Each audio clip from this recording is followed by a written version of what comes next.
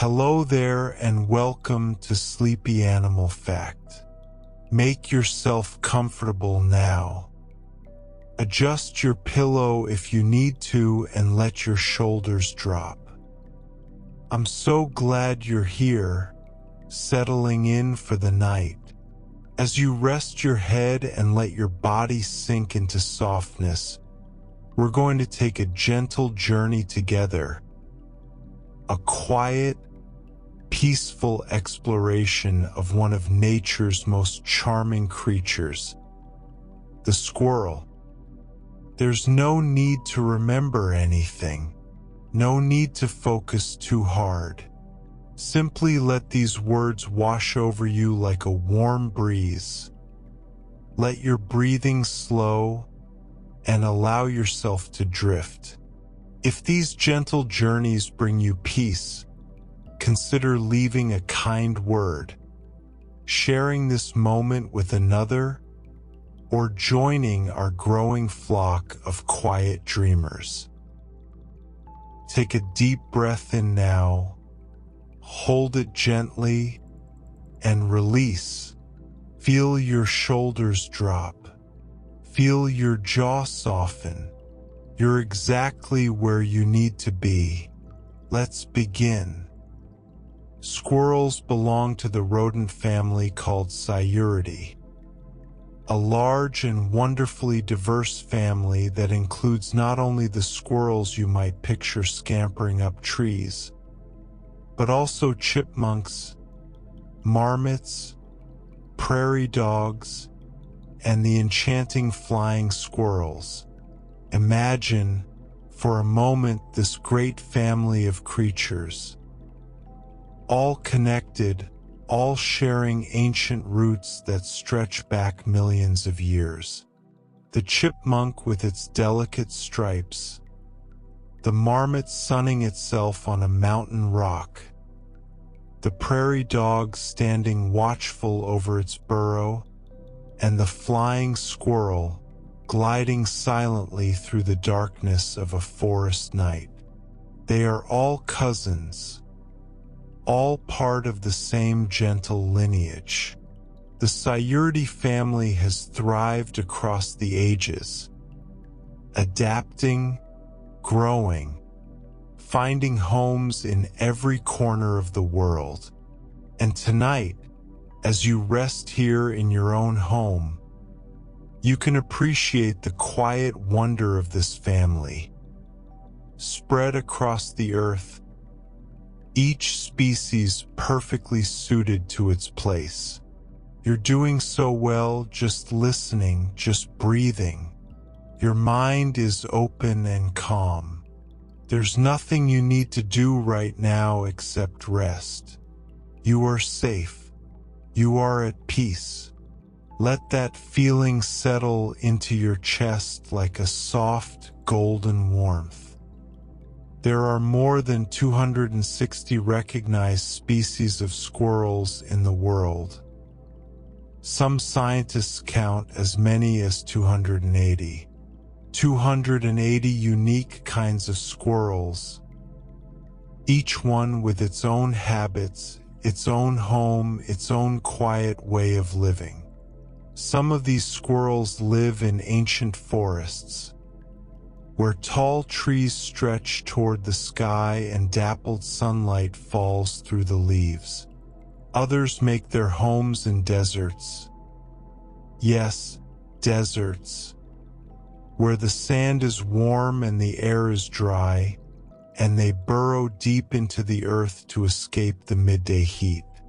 Some squirrels live high in the mountains, where the air is thin and cool and the world feels close to the clouds.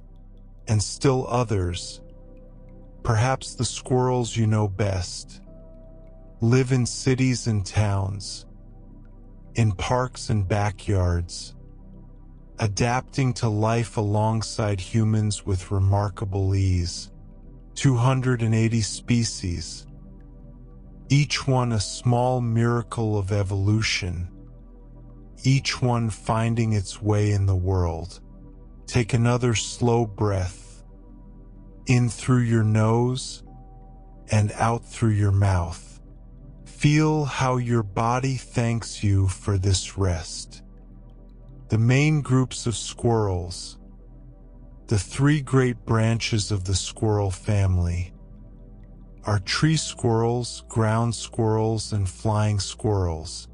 Tree squirrels are the ones you might see most often, the acrobats of the animal world, leaping from branch to branch with astonishing grace, their fluffy tails trailing behind them like banners. They spend most of their lives high above the ground, in the swaying canopy, where the leaves whisper and the light filters through in shifting patterns. Ground squirrels, as their name suggests, prefer to keep their paws on solid earth. They dig burrows, sometimes elaborate tunnel systems that wind deep beneath the surface, cool in summer, warm in winter, safe little kingdoms underground. They pop up from the earth to forage, always watchful, always alert. And then there are the flying squirrels, those magical creatures of the twilight hours. They don't truly fly, of course, but they glide, stretching out the soft membranes between their legs and soaring from tree to tree through the darkness. Silent, graceful, like living shadows drifting on the night air.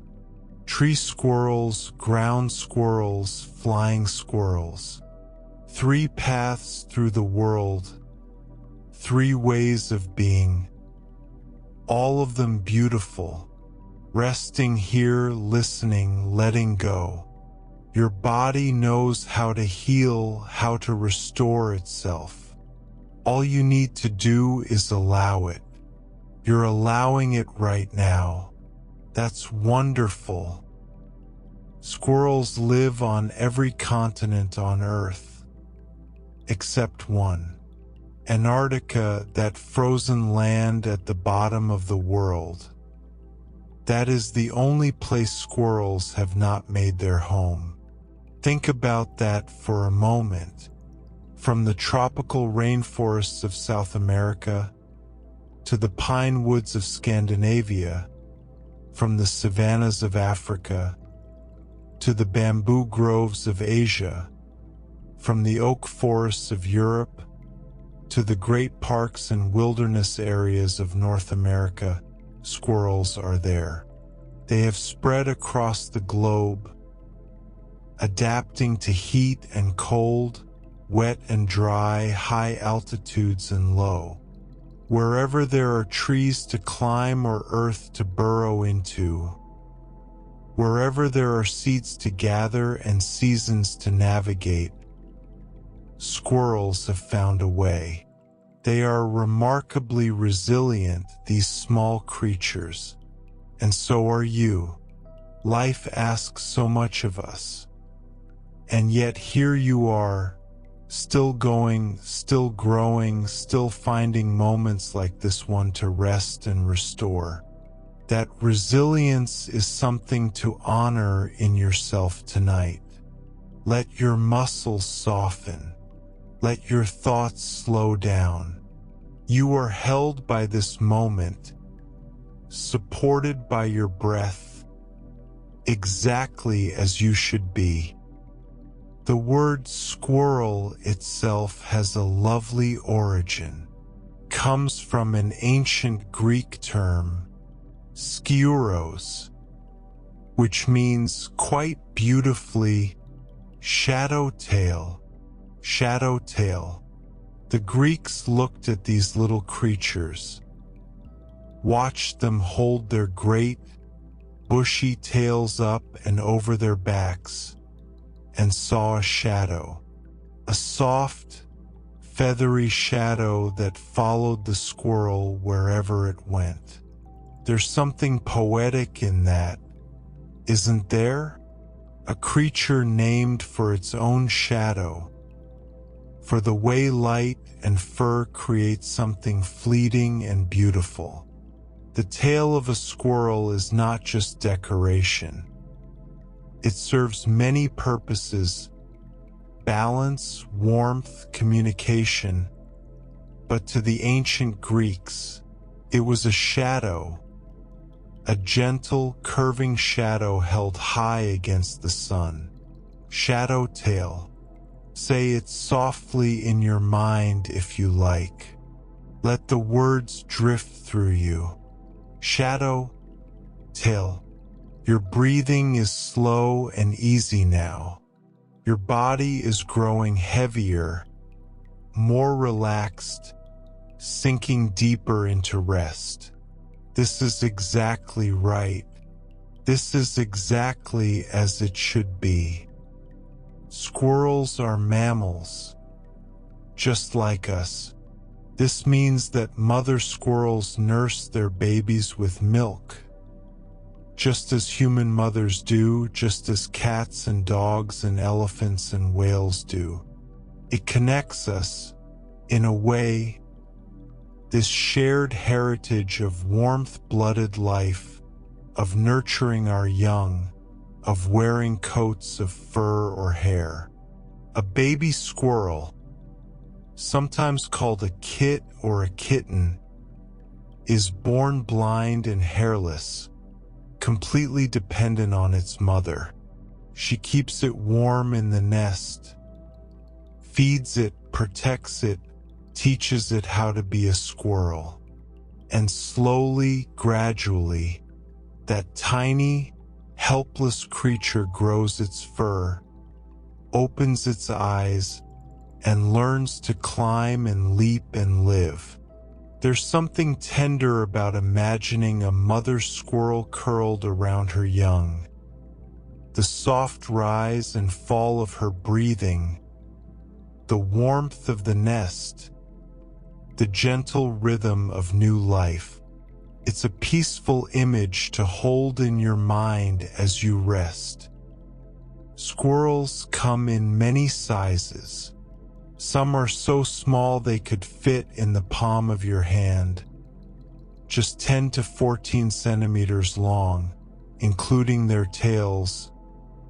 Tiny, delicate things that flit through the branches like whispers.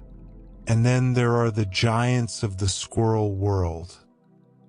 The large ground squirrels and marmots that can grow to over a meter in length and weigh several kilograms. Imagine a squirrel as big as a small dog, round and sturdy, trundling across an alpine meadow. Between these extremes are all the squirrels you might be more familiar with. The medium-sized tree squirrels that visit parks and gardens. Not too big, not too small, perfectly designed for their lives among the branches. This range of sizes, from the tiny to the substantial, shows just how adaptable the squirrel family is. They have found niches everywhere, tailored themselves to different foods, different climates, different challenges. You too are adaptable. You have met so many challenges in your life, adjusted, learned, grown, and now you are adapting to this moment, this quiet, restful moment, letting your body remember how to simply be still. That's a skill too. That's something to appreciate in yourself. Breathe slowly. Let your eyes grow heavy if they haven't already. You are drifting beautifully. A squirrel's eyes are set on the sides of its head, positioned in a way that gives them a wide field of view. This means a squirrel can see almost all around itself, watching for danger from nearly every direction without even moving its head. Imagine looking out at the world that way. the forest stretching in a great arc around you, every rustle of leaves, every shift of shadow visible at the edges of your awareness. For a small creature with many predators, hawks above, foxes below, snakes and cats and countless other threats, this wide vision is a gift. It means safety. It means survival. The squirrel sits on a branch, seemingly still, but its eyes are working, scanning, watching, always alert. It sees the world in a way we never will. A panoramic sweep of greens and browns and shifting light. You're doing so beautifully. Your body is relaxing more with every breath. Feel how good it feels to let go. Those eyes, positioned high and to the sides of the squirrel's head. They are designed for vigilance, designed to detect danger from every angle. A squirrel sitting on a tree stump can see the hawk circling overhead and the fox creeping through the underbrush at the same time, without turning its head, without shifting its gaze. This is the gift of evolution, millions of years of refinement, of trial and error, of survival. The squirrels with the widest vision lived to have babies. Those babies inherited that wide vision. And so, generation after generation, the squirrel's eyes moved to exactly where they needed to be. There's a quiet wisdom in that, the patience of nature shaping creatures slowly, carefully over vast stretches of time. Nothing rushed, nothing forced, just the gentle pressure of life nudging toward what works. Squirrels have large eyes, proportionally quite large for their heads, and this gives them excellent vision. They can see clearly, judge distances accurately, and time their leaps with precision. When a squirrel jumps from one branch to another, sailing through the air for a moment, legs outstretched, tail streaming behind, it knows exactly where it will land. Its eyes have measured the gap, calculated the trajectory, prepared the body for the landing. It's a remarkable feat of coordination, and it happens in an instant without conscious thought. Good vision is essential for a life lived in the trees. The branches sway, the wind shifts, the light changes, and yet the squirrel moves through it all with confidence and grace, trusts its eyes, trusts its body. It leaps, and you can trust your body too. Right now, it is doing exactly what it needs to do. Your heart beats, your breath flows, your muscles soften, your mind quiets.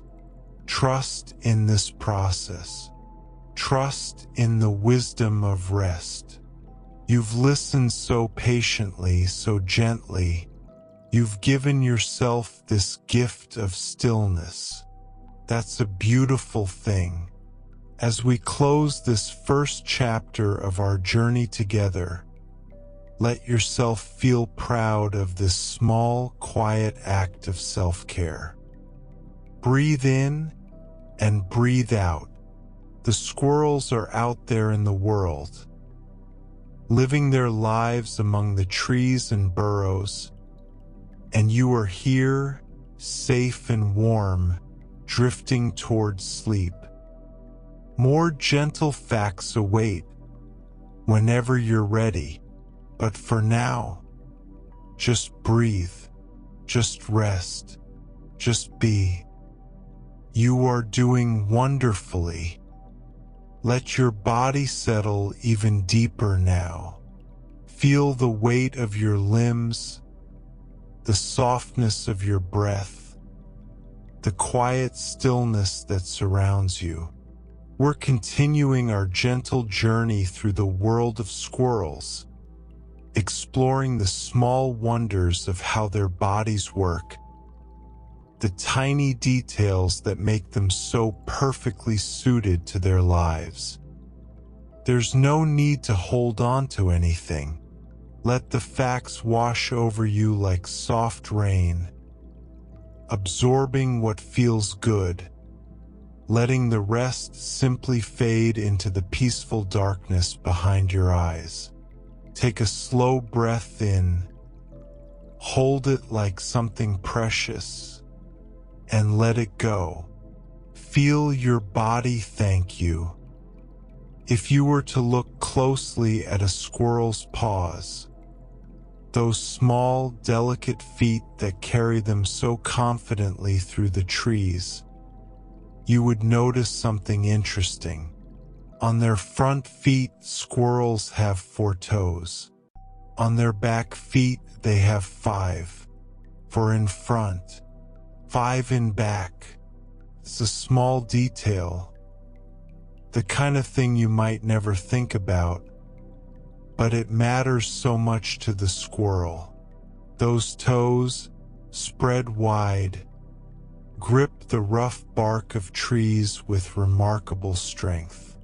They curl around branches, finding holds that seem impossibly small. They allow the squirrel to cling to the side of a trunk, to hang upside down, to leap and land with perfect precision. Imagine those tiny toes, each one tipped with a curved claw, pressing into the grooves of bark, feeling for the right grip. The squirrel doesn't think about it, of course. His body simply knows. Millions of years of climbing have shaped those paws into perfect tools. And your body knows things too, dear listener. It knows how to breathe without your guidance. It knows how to heal, to rest, to restore itself while you sleep. Trust in that knowing tonight. Let your body do what it does best while your mind drifts away. Each moment that passes, you sink a little deeper into peace. Those 4 toes on the squirrel's front feet. Let's linger there for just a moment longer. Each toe is equipped with a sharp, curved claw, perfect for gripping the textured surface of bark. When a squirrel runs up a tree, which it can do with astonishing speed, those front claws dig into the wood like tiny anchors. They find the smallest ridges, the faintest cracks, and hold fast. The squirrel's weight is supported by these 4 small points of contact, and yet it never seems to struggle, never seems to strain. Watch a squirrel sometime if you can. Watch how effortlessly it ascends. It doesn't climb so much as flow upward. A ribbon of fur and motion, defying gravity with casual grace.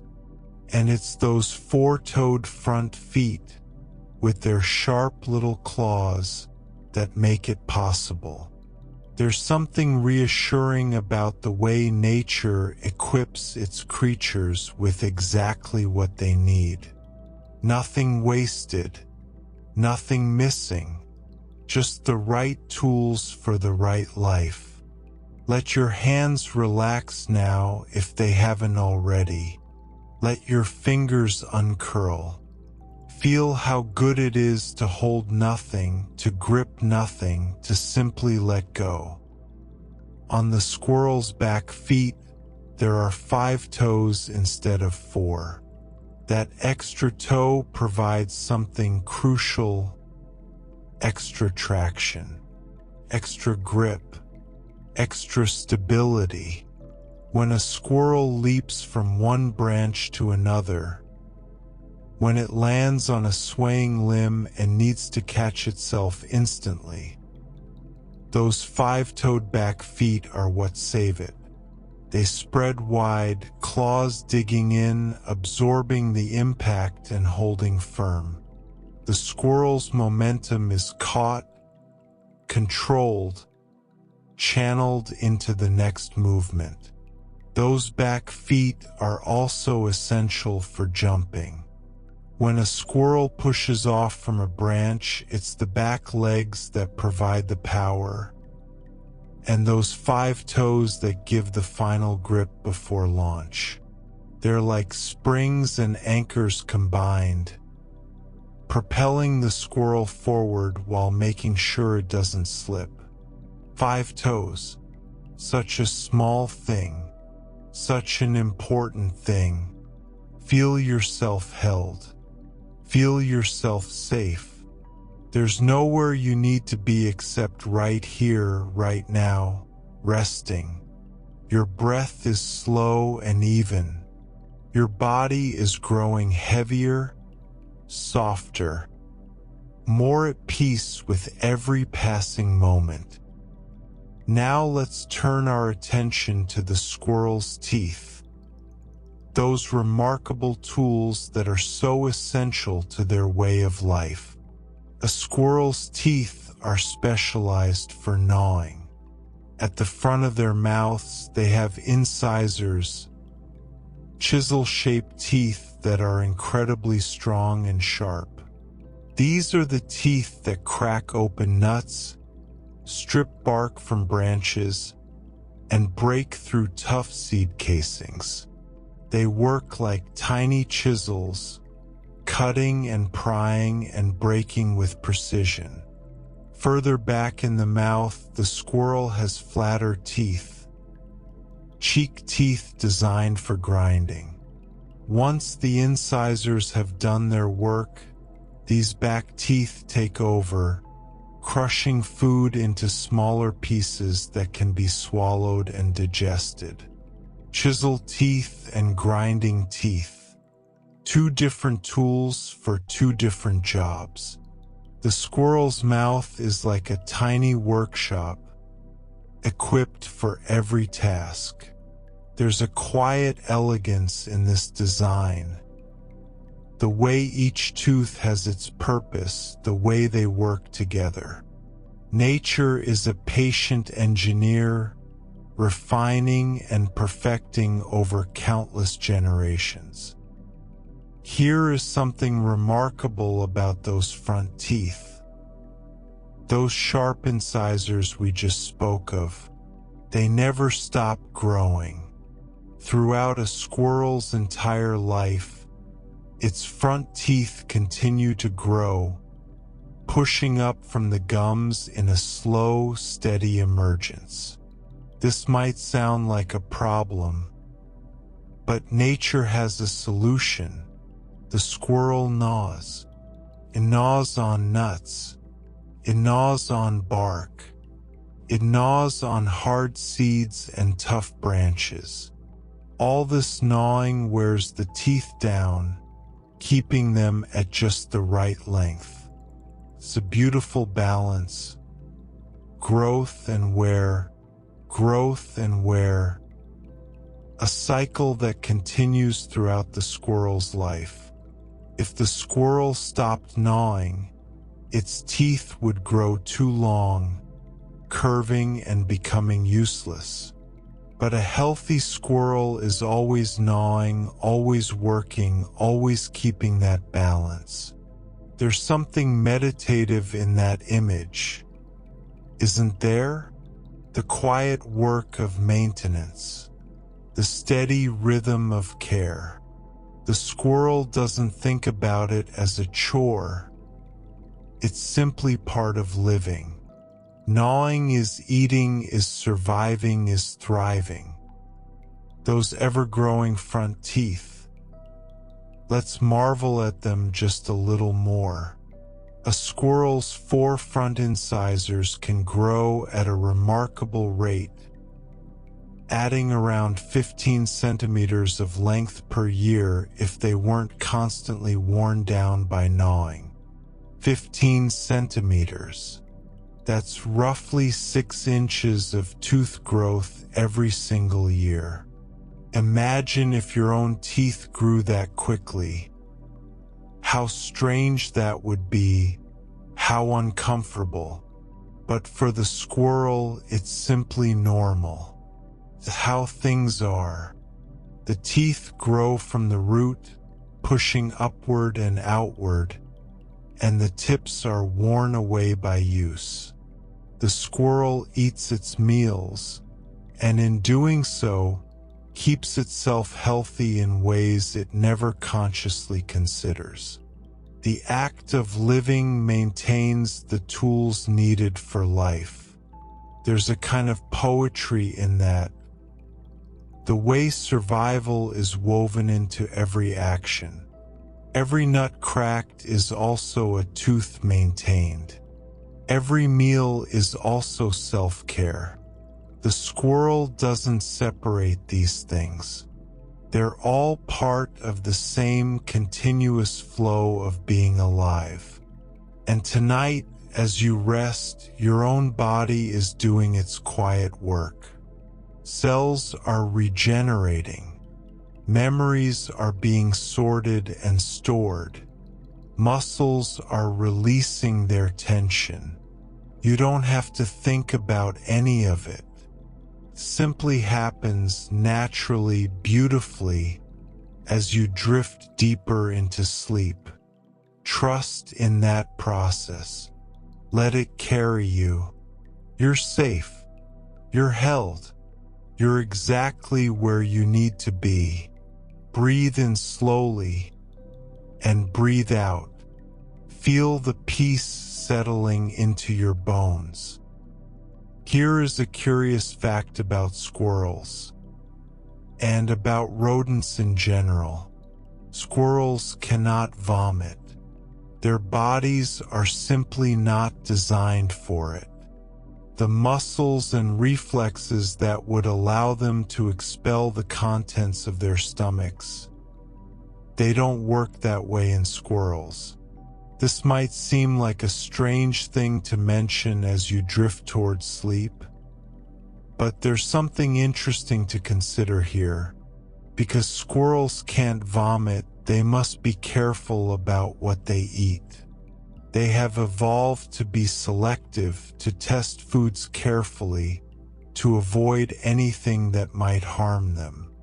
It's a kind of built-in caution, a gentle reminder from nature to be mindful, to pay attention, to take care. The squirrel nibbles, tests, considers. It doesn't rush into eating something unknown. It takes its time.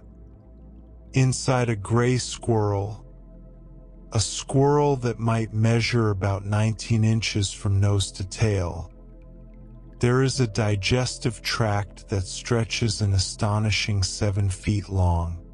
7 feet of intestine, coiled and folded within that small, agile body. It's hard to imagine, isn't it? All that length packed so efficiently inside a creature you could hold in your hands. This long digestive system allows the squirrel to process a wide variety of foods. Nuts, seeds, fruits, bark, fungi, even the occasional insect.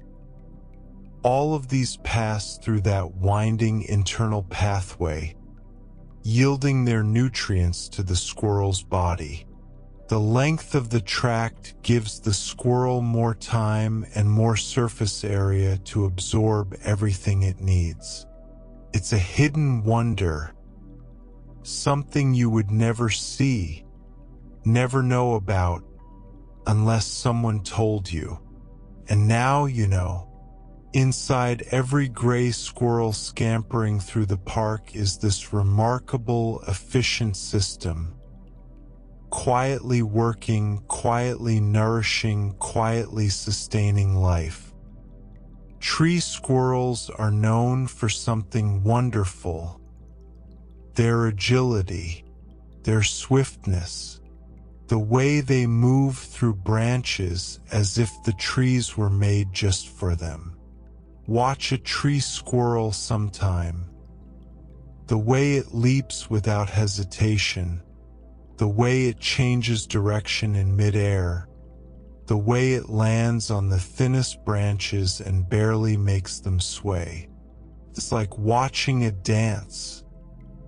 A performance of grace and confidence that happens dozens of times a day, every day, throughout the squirrel's life. This agility isn't just impressive. It's essential. The treetops are a dangerous place. Branches break. Predators lurk.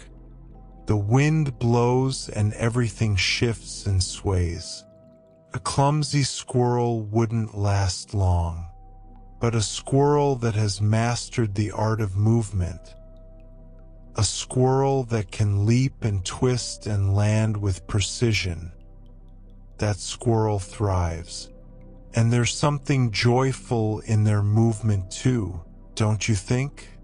Sometimes it seems like squirrels are simply having fun, chasing each other through the canopy, spiraling around tree trunks, leaping for the sheer pleasure of it. Let that image bring a gentle smile to your face, if it can. Squirrels playing in the trees, boundless energy, effortless grace. And then let that image soften and fade as you sink deeper into stillness. You don't need to move at all right now. You can be perfectly, peacefully still. Let your body enjoy this stillness. It's earned it. Gray squirrels, those common bushy-tailed visitors to parks and backyards, can run at speeds of up to 32 kilometers per hour. That's about 20 miles per hour. Remarkably fast for such a small creature. Imagine a squirrel sprinting across a lawn, a blur of gray fur, legs pumping, tail streaming behind. In moments it reaches the base of a tree and launches itself upward, barely slowing down, trading horizontal speed for vertical ascent. 32 kilometers per hour. It's the kind of speed that helps squirrels escape predators. Dogs that chase them, cats that stalk them, hawks that swoop from above. By the time the predator reacts, the squirrel is already gone. Already halfway up a tree, already safe among the branches. Speed is survival. Speed is freedom. And yet, for all that potential for quickness, a squirrel also knows how to be perfectly still. When danger appears, sometimes the best response is not to run but to freeze, to become a motionless part of the tree, invisible, unnoticed.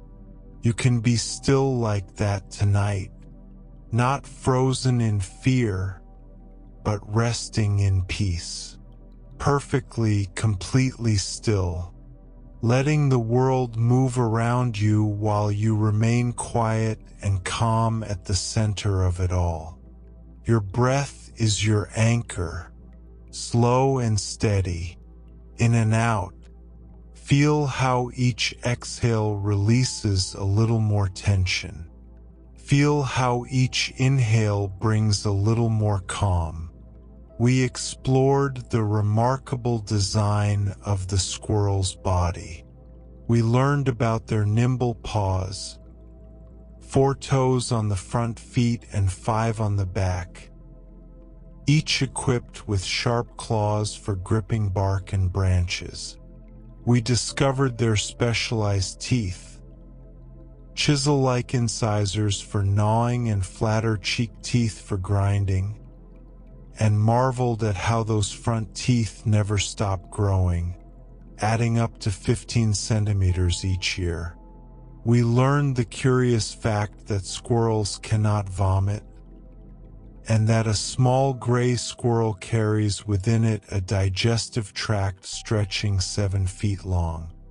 We celebrated the agility and swiftness of tree squirrels, those acrobats of the forest canopy, and discovered that gray squirrels can run at speeds of up to 32 kilometers per hour.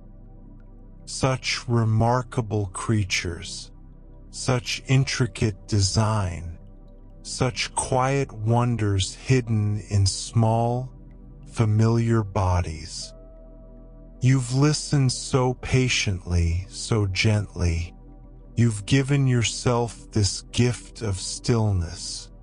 As we close this second chapter of our journey, let yourself feel how deeply relaxed you've become, how heavy your body feels against the softness beneath you, how quiet your mind has grown. The squirrels are out there, sleeping now too, perhaps curled in their nests high in the trees, wrapped in their bushy tails. And you are here, safe and warm, drifting ever closer to dreams. More gentle facts await in time, but for now, just breathe, just rest, just be. Let's take a breath together now, a slow, deep breath in, filling your lungs completely, and then a long, soft exhale, releasing everything you no longer need. Feel your body settling even deeper. Feel the weight of the day dissolving, melting away like morning mist. In this segment, we'll explore how squirrels move through their world, their speed, their leaps, their remarkable ability to climb. These are creatures built for We learned earlier that gray squirrels can run at speeds of up to 32 kilometers per hour. But what about their smaller cousins, the red squirrels? Red squirrels, those beautiful creatures with their russet fur and tufted ears, run a bit more slowly. Their top speed is around 23 kilometers per hour. Still quick, still faster than you might expect from such a small animal, but noticeably slower than the larger gray squirrel. 23 kilometers per hour. That's roughly 14 miles per hour, about the pace of a reasonably fast human runner. Imagine a red squirrel sprinting through a pine forest, its rusty fur flashing between the dark trunks, its small paws barely seeming to touch the ground as it flows over roots and fallen needles. There's a lesson here, perhaps, in the difference between these two squirrels. The gray squirrel is larger and faster. The red squirrel is smaller and slower. And yet both survive. Both thrive. Speed isn't everything. Each creature finds its own way, uses its own strengths, lives its own life. And you, dear listener, you don't need to be fast right now. You don't need to rush toward anything. You can move at whatever pace feels right, which tonight is no pace at all. Tonight you are perfectly, beautifully still, Feel how good that stillness feels. Let it wrap around you like a soft blanket. You're doing so well. Squirrels, when they run at full speed, can reach around 20 miles per hour over short distances. But speed alone isn't their only trick for escaping danger. When a predator gives chase, squirrels often run in a zigzag pattern, darting left, then right, then left again, confusing their pursuer with unpredictable movements.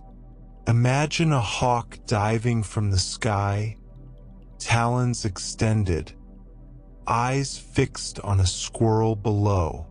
The squirrel doesn't just run in a straight line. That would make it too easy to catch. Instead, it zigs and zags across the ground, changing direction so quickly that even the sharp-eyed hawk struggles to predict where it will be. Ocean. And yet, as we learn about their grace and agility, you can remain perfectly still, perfectly at peace, letting the words carry you gently forward. There's nothing you need to do, nothing you need to remember. Simply rest and listen and drift. It's a dance of survival, a rapid, desperate choreography performed in moments of danger. The squirrel's small body twists and turns, muscles firing in split-second bursts, and more often than not, it reaches the safety of a tree before the predator can strike. There's something almost playful about it, isn't there? Even in danger, the squirrel moves with a kind of wild grace. It doesn't freeze in fear. It acts. It moves. It survives. The secret to a squirrel's impressive speed and agility lies, in large part, in its hind legs. Relative to its body size, a squirrel's hind legs are remarkably strong, packed with muscle, designed for explosive power. When a squirrel crouches to jump, those hind legs compress like springs. All that potential energy gathers, builds, waits, and then in an instant releases. The squirrel launches itself into the air, covering distances that seem impossible for such a small creature. It's the same principle that allows a frog to leap, a grasshopper to spring, a kangaroo to bound across the outback. Concentrated power in the hind limbs, ready to explode into motion at a moment's notice. But for the squirrel, this power isn't just for escaping predators. It's for moving through the trees, for leaping from branch to branch, from trunk to trunk, navigating a three-dimensional world with ease and confidence. Those strong hind legs carry the squirrel through its entire life, from the first tentative explorations outside the nest to the final leaps of old age. They are faithful companions, always ready, always capable. And your body has its own faithful systems, muscles that carry you, bones that support you, a heart that beats without asking. Tonight, you can let all of those systems rest. They've worked hard for you. They deserve this peace just as you do. Feel gratitude for your body if you can. It does so much for you every day. Right now, it's helping you rest. That's a gift. Receive it gently. With those powerful hind legs and their lighter front limbs, many squirrels can leap truly impressive distances. Some species can jump around 6 meters. That's nearly 20 feet, sailing through the air from one tree to another. 20 feet.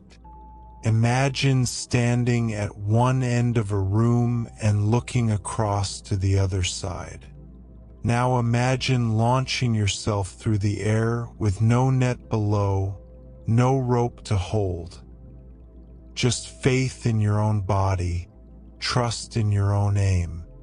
The squirrel doesn't hesitate.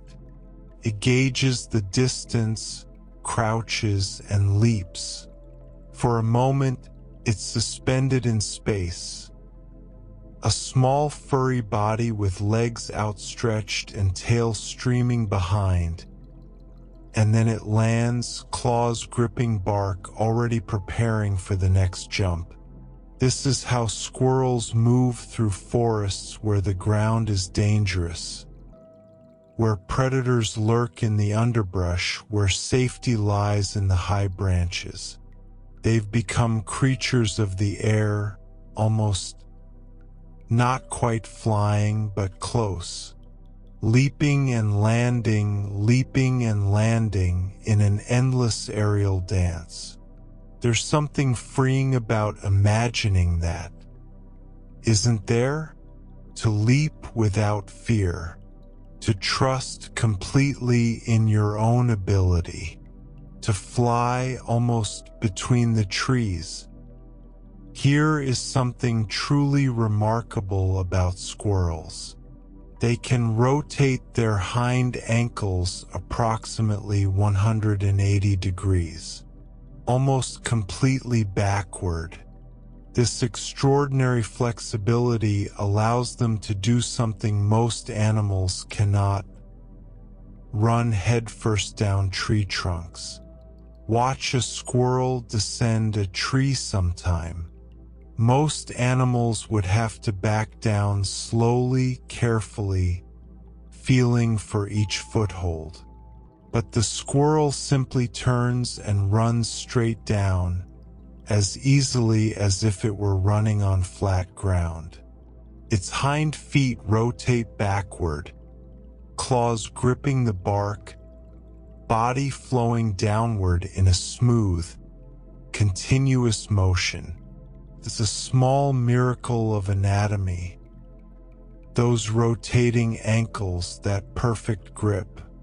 The squirrel's body has been shaped by millions of years of tree-dwelling life, refined and perfected until it can navigate vertical surfaces as easily as horizontal ones.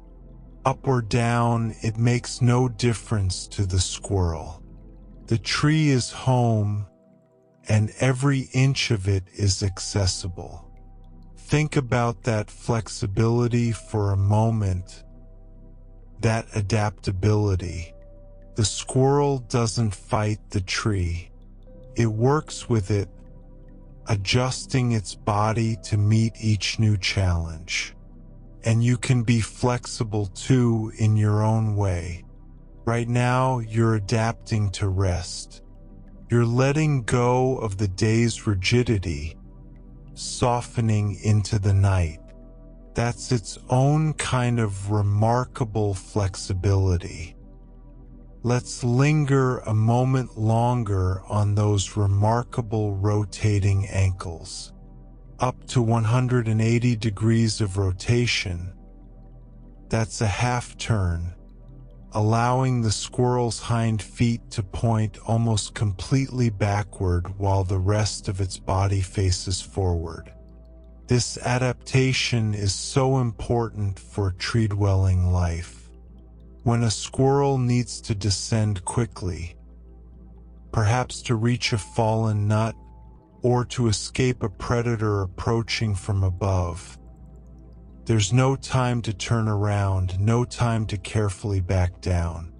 The squirrel simply reverses its hind feet and runs. The claws dig in, the ankles rotate, and down the squirrel goes, head first, fearless, completely in control. It's one of those small wonders of nature that we rarely stop to appreciate. The way a body can be so perfectly designed for its environment. Evolution is patient. It takes millions of years to create something like a rotating ankle joint. But the result is elegance itself. Form and function united, beauty and practicality intertwined.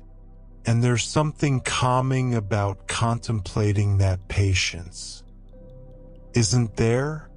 The slow work of nature, shaping and refining over countless generations. No rush, no urgency, just steady, gentle progress towards something wonderful. The squirrel's hind legs hold another secret to their climbing prowess. Many squirrels have what are sometimes called double-jointed hind legs, joints that bend in ways that might seem unusual, giving them extraordinary flexibility and range of motion. This double-jointed quality helps squirrels run up and down trees with equal ease. Their legs can extend and contract in ways that allow them to push off powerfully, land softly, and adjust their position in an instant. It's like having built-in shock absorbers and springs all at once. When you watch a squirrel racing up a tree trunk, you're witnessing these remarkable joints in action. Each push propels the squirrel upward. Each landing cushions the impact. The movement is so fluid, so natural, that it's easy to forget how complex it really is. Double-jointed. It sounds almost like a circus trick. And in a way, every squirrel is a tiny acrobat performing feats of flexibility and strength that most creatures could never match. And while your own joints might not bend quite so dramatically, they carry you through your life with their own quiet reliability. Your knees, your elbows, your wrists and fingers, all working together day after day. Red squirrels, those charming creatures we spoke of earlier, they have their own special adaptations for life in the trees. Their claws are especially sharp, and their toes are notably long, giving them exceptional climbing ability. Imagine those tiny paws, each toe tipped with a curved, needle-sharp claw, gripping the bark of a pine tree. The long toes spread wide, distributing the squirrel's weight, finding holds in the smallest crevices. The sharp claws dig in like tiny mountaineering picks, anchoring the squirrel securely no matter how steep the climb. Red squirrels often live in coniferous forests, among pines and spruces and firs, where the bark can be rough and the branches slender. Their specialized claws and toes are perfectly suited to this environment, allowing them to navigate their world with confidence and ease. It's another example of how nature tailors each creature to its home. The red squirrel didn't choose to have sharp claws and long toes.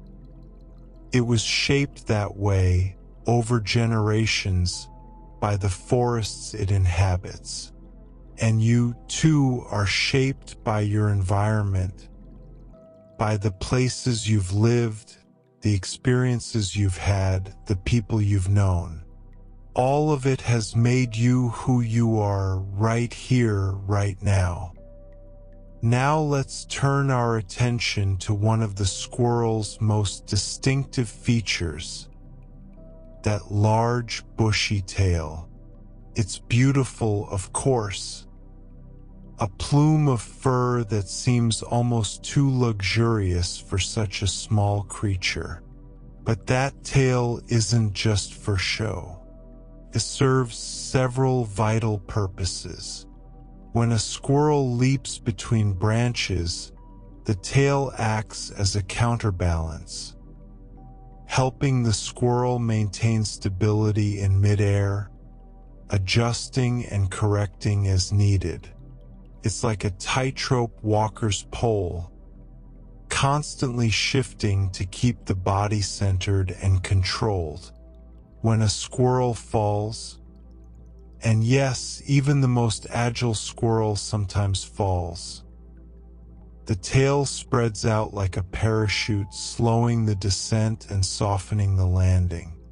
It's a built-in safety device, always there when needed. And when the weather turns cold, that bushy tail becomes a blanket. Squirrels wrap their tails around their bodies for warmth, tucking their noses into the soft fur, creating their own cozy insulation against the chill. Balance, safety, warmth. 3 gifts in one beautiful appendage. The squirrel's tail is a marvel of natural engineering, and you have your own sources of balance, safety, and warmth tonight. The surface beneath you supports your body. The space around you keeps you safe. The covers, perhaps, keep you warm. Let yourself receive these gifts, just as the squirrel receives the gifts of its tail. You are held. You are protected. You are warm. Sink into those feelings now.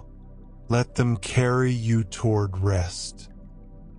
When a squirrel leaps across a gap and realizes mid-flight that it won't quite make it, or when a branch breaks unexpectedly, or when a miscalculation sends it tumbling through the canopy, the tail becomes essential.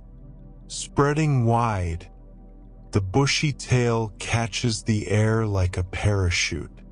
It doesn't stop the fall entirely, but it slows it, controls it, transforms a dangerous plummet into something more manageable.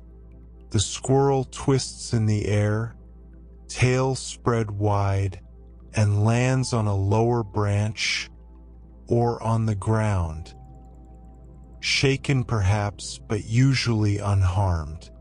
Scientists have marveled at how well squirrels survive falls that would injure other animals. Their light bodies, their flexible limbs, and their parachute tails all work together to make falling less dangerous than you might expect. It's a reminder that the squirrel's world is one of constant risk and constant adaptation. Every leap is a calculated gamble. Every jump could end in a fall. And yet the squirrel keeps leaping, keeps trusting, keeps moving through the trees with remarkable courage. There's something inspiring in that, isn't there? The willingness to take risks, the ability to recover from falls, the resilience to keep going. But tonight, dear listener, you don't need to leap or fall or recover. You can simply rest on solid ground, supported, stable, at peace. Let the squirrel do the leaping. Let yourself do the resting. Breathe deeply now, in and out. Feel how your body has softened over these past moments, how your mind has quieted, how close you are to sleep. In this segment, we explored the remarkable ways squirrels move through their world. We learned that red squirrels run at around 23 kilometers per hour, a bit slower than their gray cousins, and that squirrels often zigzag when fleeing predators, reaching speeds of up to 20 miles per hour in short bursts. We discovered the secret of their powerful hind legs, those springs of muscle that give them explosive jumping power, allowing some squirrels to leap nearly 6 meters, almost 20 feet, from branch to branch. We marveled at their rotating ankles, which can turn up to 180 degrees, letting them run headfirst down tree trunks with ease. We learned about their double-jointed hind legs, which help them race up and down trees with fluid grace, and about the red squirrel's especially sharp claws and long toes, perfectly suited for gripping bark. And finally, we celebrated the squirrel's magnificent bushy tail, that beautiful plume that serves as counterbalance, parachute, and blanket all at once. Movement and grace, speed and agility.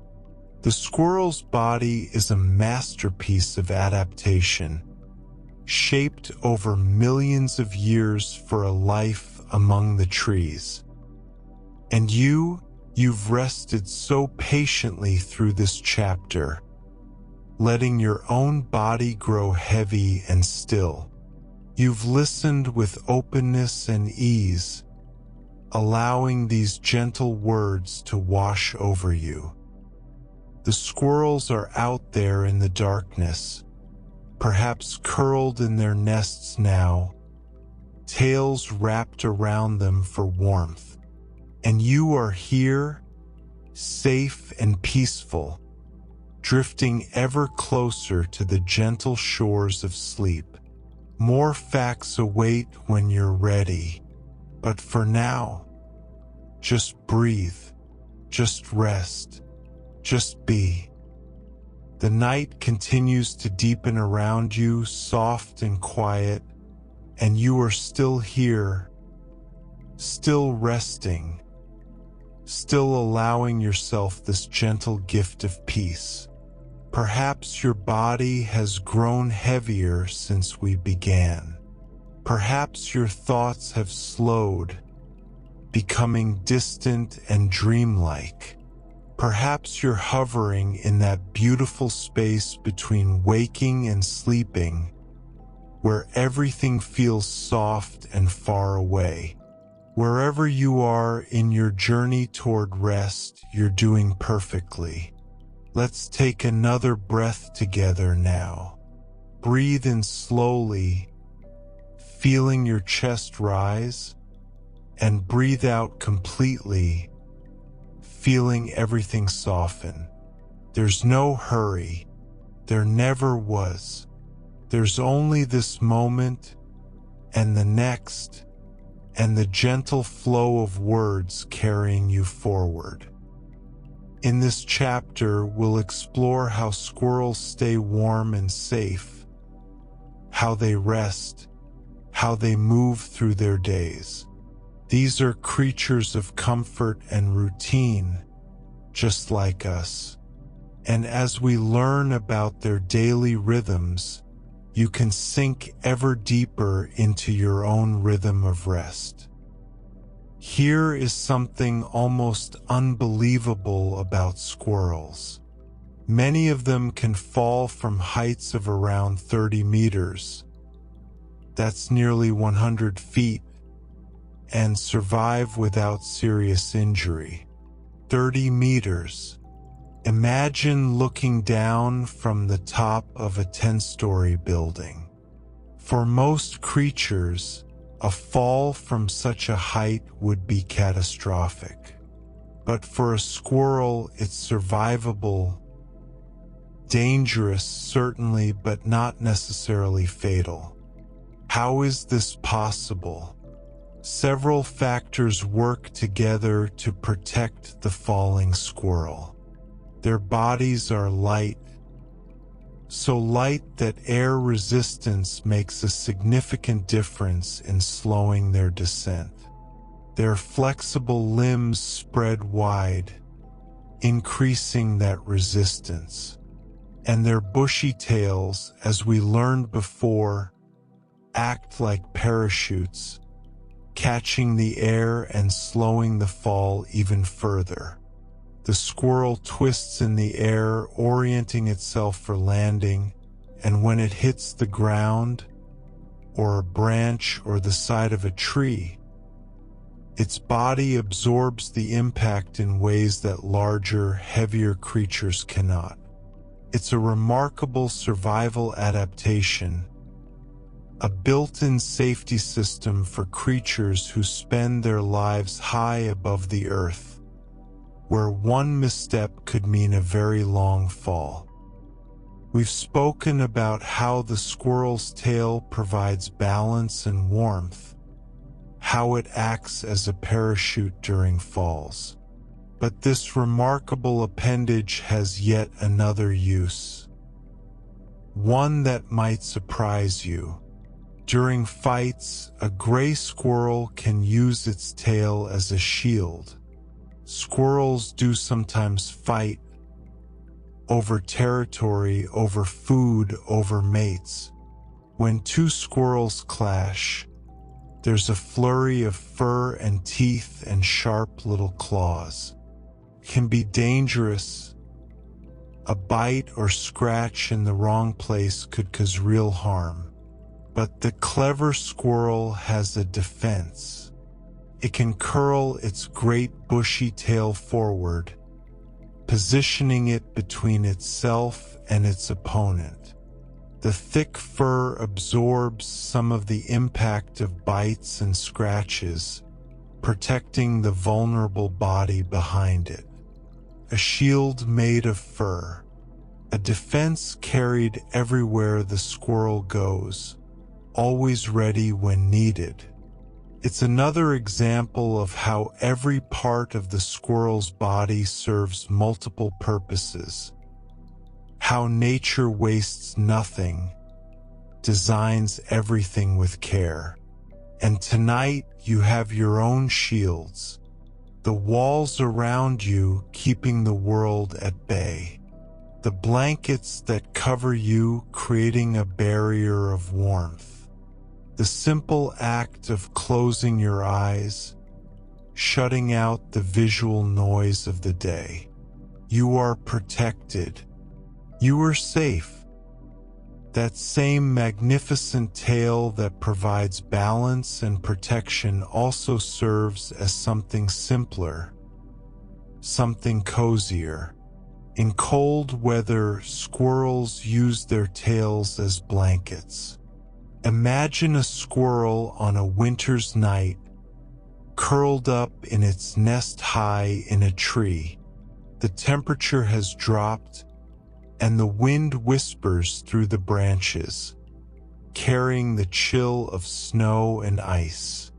But the squirrel is warm. It has wrapped its great bushy tail around its body, tucking its nose into the soft fur, creating a cocoon of insulation against the cold. The tail traps warm air close to the body. The thick fur provides layer upon layer of protection, and the squirrel sleeps on, comfortable and safe, while winter rages outside. It's such a tender image, isn't it? A small creature, curled into itself, wrapped in its own softness. There's something deeply peaceful about it. Something that speaks to our own desire for warmth and comfort on cold nights.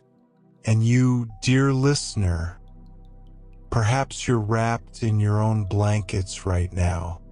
Perhaps you can feel the warmth gathering around you, held close by soft fabric, just as the squirrel holds warmth with its tail. Sink into that warmth. Let it embrace you completely. You deserve this comfort. You deserve this rest. Let yourself receive it fully, without reservation. The squirrel's tail is truly a tool for all occasions. We've seen it used for balance, for falling safely, for protection in fights, for warmth in winter. And there's one more use that seems almost whimsical, almost playful. Gray squirrels have been observed using their tails as makeshift umbrellas in light rain. Picture it. A gentle rain begins to fall, pattering softly on leaves and branches. A squirrel caught out on a limb doesn't want to get wet, so it arches its great bushy tail up and over its back, creating a furry canopy over its head and body. The raindrops land on the tail instead of the squirrel, running off the fur like water off a duck's back. It's not perfect protection, of course. In a heavy downpour, the squirrel would still get wet. But for a light shower, that tail umbrella might be just enough to keep the worst of the moisture at bay.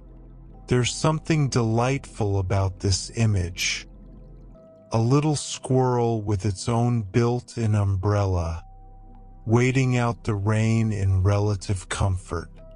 It speaks to the resourcefulness of these creatures, their ability to adapt and improvise with what they have. Breathe slowly, in and out. Feel how each breath brings you deeper into stillness. As the seasons change and temperatures drop, tree squirrels have another adaptation to help them survive the cold. They grow a thicker coat.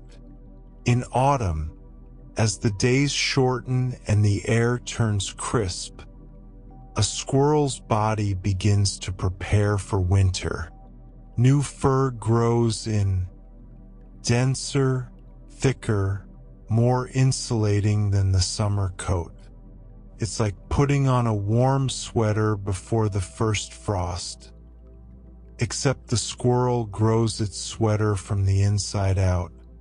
This winter coat traps more air close to the skin, and air is an excellent insulator. The squirrel might look a bit fluffier in winter, and indeed it is. All that extra fur adds a layer of protection against the cold, helping the squirrel maintain its body heat even when temperatures plummet. It's a gradual transformation, this seasonal change of coat. The squirrel doesn't wake up one morning suddenly fluffier. Instead, day by day, hair by hair, the winter coat comes in until the squirrel is fully prepared for the challenges ahead. Nature is patient that way. It doesn't rush. It prepares slowly, thoroughly, in its own time. This change of coat happens twice each year. Squirrels shed their fur seasonally, replacing one coat with another as the weather changes. In spring, as the world warms and flowers begin to bloom, the thick winter coat is no longer needed. The squirrel sheds that heavy fur, and a lighter summer coat grows in to replace it. This thinner fur allows heat to escape more easily, keeping the squirrel comfortable in warmer temperatures. Then, in autumn, the process reverses. The light summer coat gives way to the dense winter fur, preparing the squirrel for months of cold. Shedding, growing, shedding, growing. It's a rhythm as old as the seasons themselves. A cycle that repeats year after year throughout the squirrel's life. The squirrel doesn't choose when to shed or when to grow new fur. Its body simply knows, responding to changes in daylight and temperature, following cues written deep in its biology.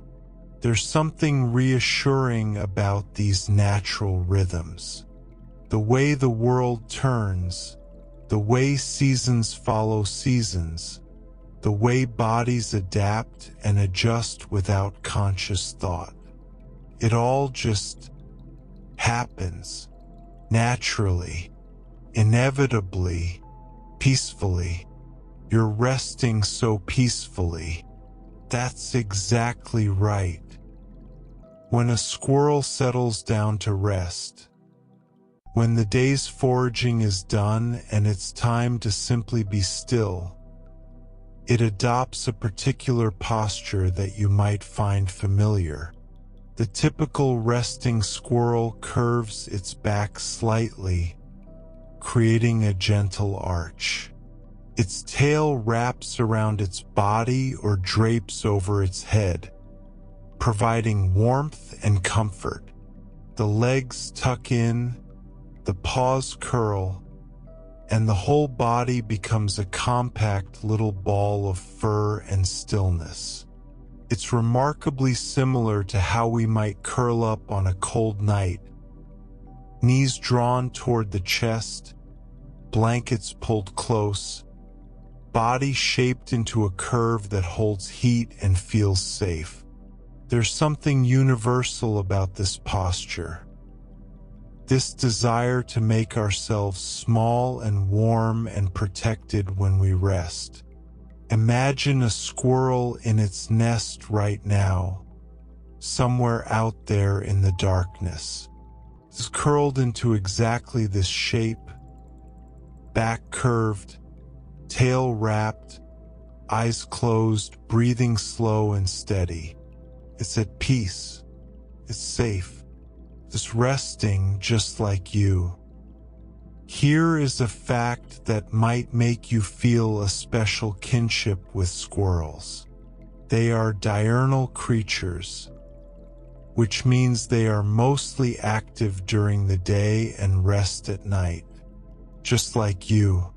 While owls hunt in the darkness and bats flutter through the midnight air, squirrels are sound asleep, tucked away in their nests.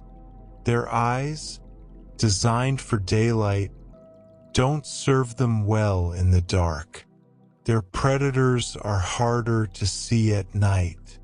And so, when the sun sets, the squirrel's day ends. They wake with the dawn, emerging from their nests to begin their daily routines. Foraging, playing, exploring, building. And when evening comes, they return to their nests and settle in for the night. It's a rhythm that matches our own human rhythm.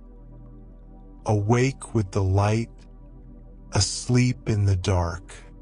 We are creatures of the sun, and so are squirrels. In this way, we share something fundamental with these small, busy animals. And right now, dear listener, you are following that ancient rhythm. The day is done. The light has faded. It's time for rest, for your body and mind to recover from the hours of waking. You're doing exactly what your biology is designed for, resting when the world is dark. Let yourself feel how natural this is, how right it is. You're not fighting against your nature tonight. You're flowing with it like a leaf on a gentle stream. Breathe in the peace of the night. Breathe out the last traces of the day. You're doing so well. The squirrel's daily rhythm shifts with the seasons, adjusting to changes in temperature and daylight. In winter, when the days are short and the cold is biting, squirrels are most active around midday. This is when temperatures are warmest, when the sun is highest in the sky. Morning and evening are too cold for comfortable activity, so the squirrel waits, conserving energy, venturing out only when conditions are best. But in other seasons, spring, summer, autumn, the pattern changes. Squirrels tend to be busiest just after sunrise, when the world is fresh and cool and full of promise. They rest during the heat of midday, then become active again in mid-afternoon, foraging and exploring until evening falls. It's a sensible rhythm, really. Work when conditions are good. Rest when they're not. The squirrel doesn't push through discomfort unnecessarily. It adapts. It adjusts. It finds the pattern that works best for each day, each season. There's wisdom in that, in knowing when to be active and when to be still, in not forcing yourself to go when your body says rest, in honoring the rhythms of your own energy. Tonight, your body is saying rest, and you're listening. That's wise. That's kind. That's exactly what you should be doing. Feel how good it feels to listen to your body, to give it what it needs. You're being so gentle with yourself right now. That gentleness is beautiful. Picture a squirrel eating. Perhaps you've seen this many times. In a park, in your backyard, on a quiet street lined with trees. The image is so familiar, so charming, that it's worth pausing to appreciate.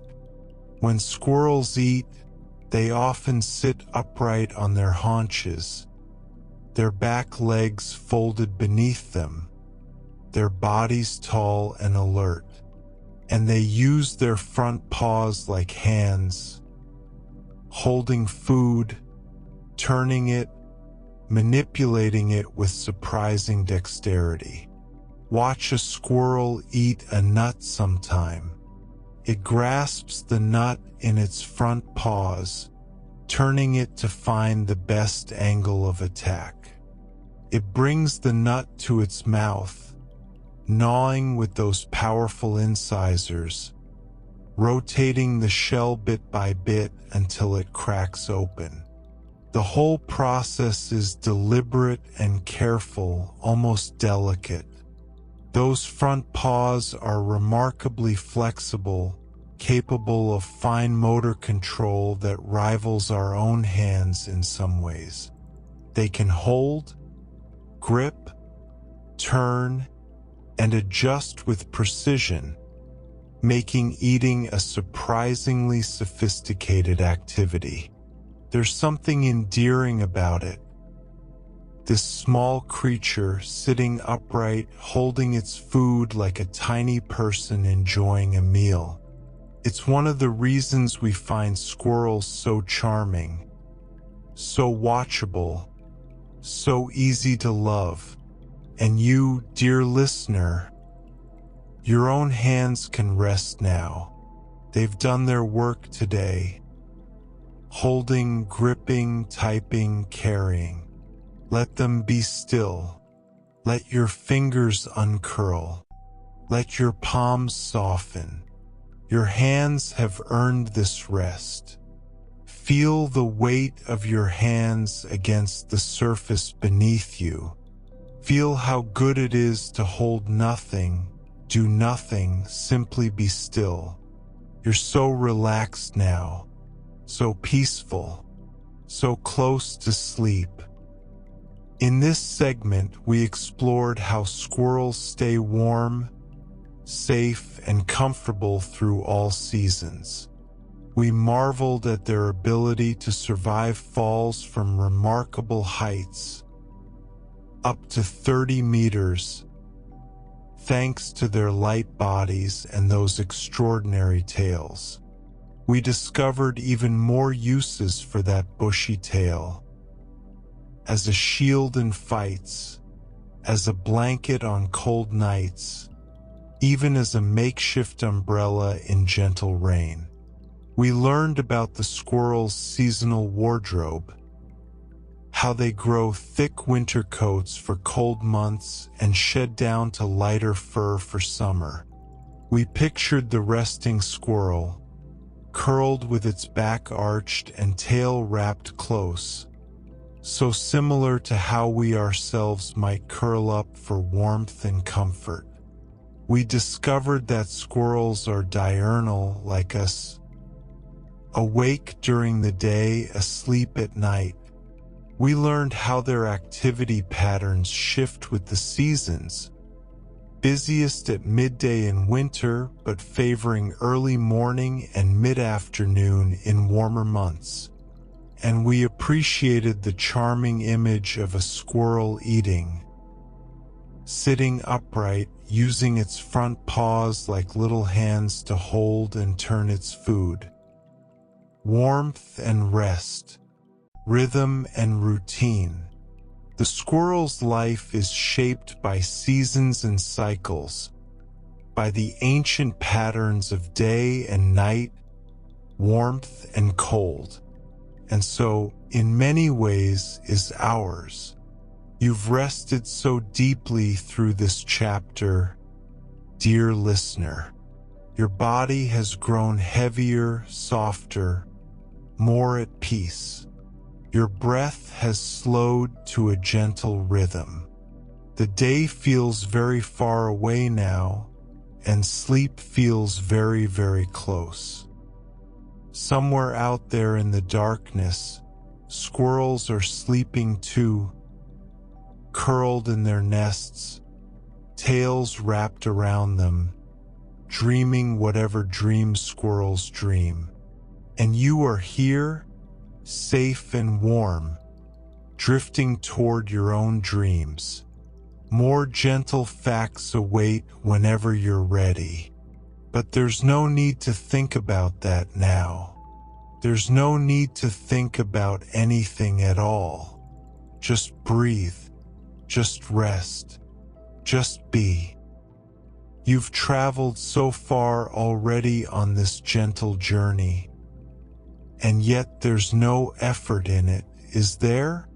You're simply drifting, carried by the soft current of words, floating ever closer to the peaceful shores of sleep. The night has deepened around you. The world outside has grown quiet, and you are here, safe in your resting place, your body heavy and warm, your mind soft and still. In this chapter, we'll explore what squirrels eat and how they prepare for the leaner times ahead. These are creatures of abundance and foresight, gathering and storing, trusting that what they need will be there when they need it. There's something calming in that trust, something we might learn from as we let go of our own worries and sink into rest. Let's take a breath together. A slow, deep breath in, hold it gently, and release.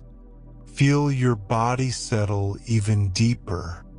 Feel the peace spreading through you like warmth. Let's continue. When we think of squirrels, we often picture them with nuts. Those iconic images of a squirrel clutching an acorn, cheeks bulging, tail curved overhead. And indeed, nuts are a staple of the squirrel's diet. But these clever creatures eat far more than just nuts.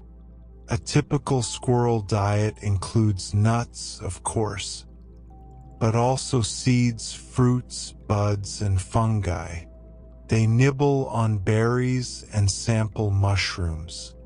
They strip seeds from pine cones and feast on the tender buds of spring. Their palate is varied, their tastes adaptable. And some squirrels go further still. They are opportunistic omnivores, which means they will eat animal protein when the chance arises. Insects make a nutritious snack.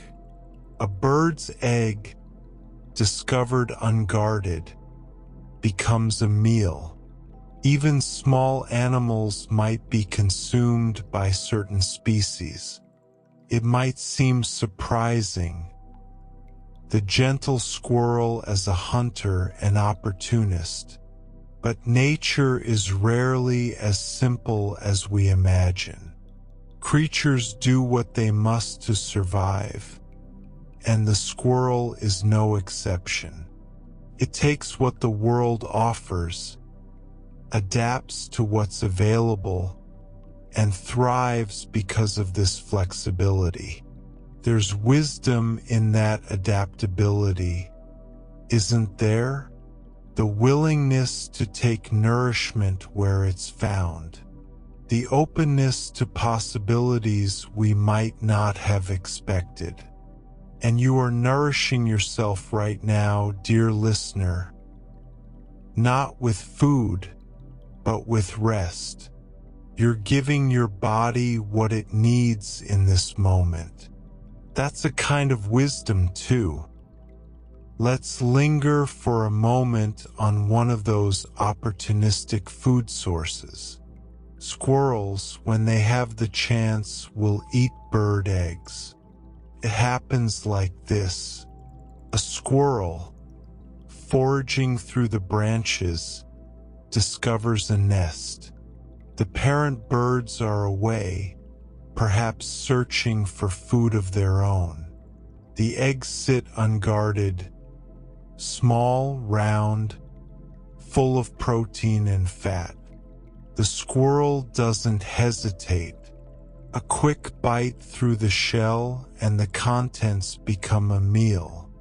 It might seem harsh, perhaps. The squirrel raiding a nest, consuming eggs that might have become songbirds. But in nature, there is no malice. There is only hunger and opportunity, survival and instinct. The squirrel doesn't understand what the eggs might become. It only knows that they are food, and food means life. This is the way of the wild world. Interconnected, complex, neither cruel nor kind. Simply alive. Each creature doing what it must to continue. And you, dear listener, don't need to judge or analyze tonight. You don't need to understand everything or figure anything out. You can simply let these facts wash over you, accepting them as they are, letting them drift past like clouds across a moonlit sky. Your mind can be soft now, uncritical, open, just receiving, not evaluating. That's a restful way to be. Some squirrels will even eat small amphibians, such as frogs, as part of their opportunistic diet. Imagine a squirrel in a forest where a small stream trickles through. Near the water's edge, a tiny frog sits motionless on a log. The squirrel spots it and in a quick movement catches it. Another unexpected meal. Another source of protein to fuel the squirrel's active life. It's not common behavior, perhaps. Most squirrels most of the time are content with plants and seeds. But the capacity is there, written into their instincts, available when needed. The squirrel's world is one of flexibility, of making the most of what's around. Frogs, insects, eggs, nuts, seeds, fruits. The squirrel's menu is longer than we might have guessed. It's a reminder that these familiar creatures are more complex than they appear, more adaptable, more capable. And complexity is all right. Life is complex. You don't need to simplify everything tonight. You can rest within the complexity, letting it be what it is, trusting that not everything needs to be understood completely to be appreciated. Let that thought relax you further. The world is vast and intricate and full of surprises, and you don't need to figure any of it out right now. You can simply rest and let the mystery be. You're so peaceful now, so still. That's exactly right.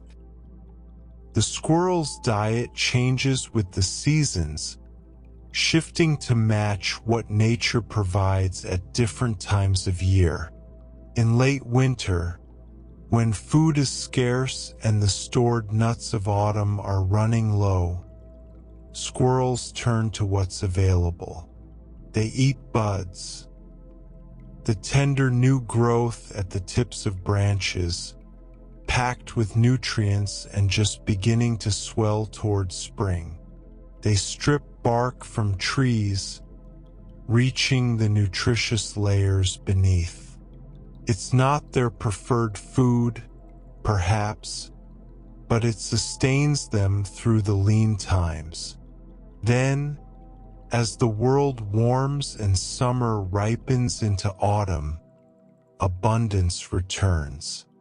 Fruits hang heavy on branches. Seeds scatter across the forest floor. Nuts begin to drop from oaks and beeches and hickories. The squirrel feasts, building up fat reserves, preparing for the winter to come. This seasonal rhythm, scarcity and abundance, lean times and plenty, is the heartbeat of the natural world. The squirrel doesn't fight against it. It simply adapts, eating what's available, trusting that the wheel will turn and bring new bounty in time. And life has rhythms for you too, dear listener. Times of plenty and times of less. Times of activity and times of rest. Right now, you're in a time of rest, and that's exactly as it should be. There's no need to be anywhere else doing anything else. This is your season for stillness. When nuts are scarce and hunger presses, squirrels show their remarkable adaptability. They may strip bark from trees to reach the nutritious inner layers beneath.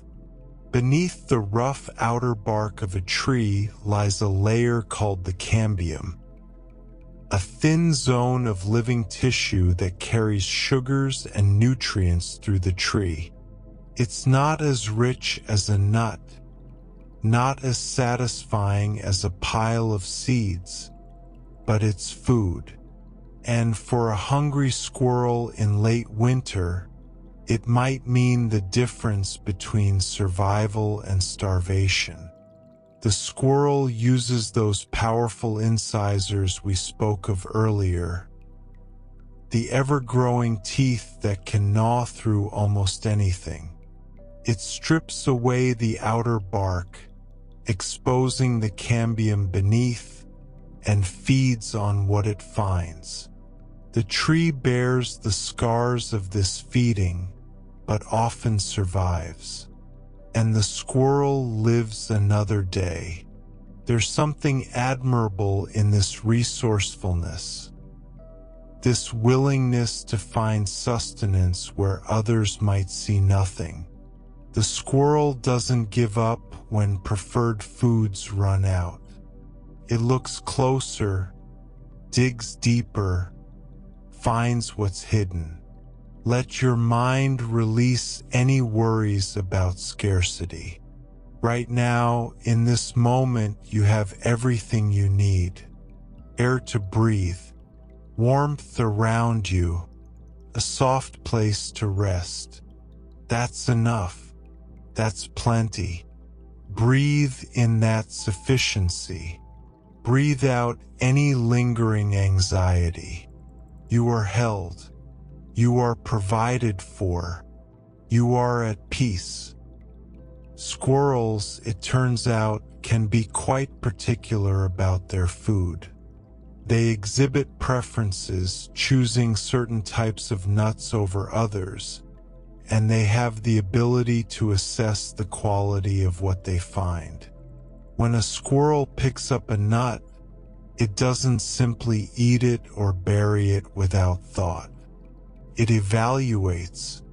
It turns the nut in its paws, feeling the weight, perhaps even shaking it gently. A nut that feels too light might be hollow or rotten inside.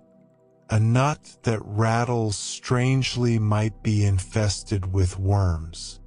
These nuts might be rejected, tossed aside in favor of better specimens. The squirrel chooses the best nuts to eat now and the best nuts to bury for later. It's not random hoarding. It's selective, thoughtful, almost discerning. The squirrel knows in its instinctive way that quality matters, that not all nuts are equal, that some are worth keeping and some are not. There's something satisfying about this pickiness, isn't there? The squirrel doesn't settle for just anything.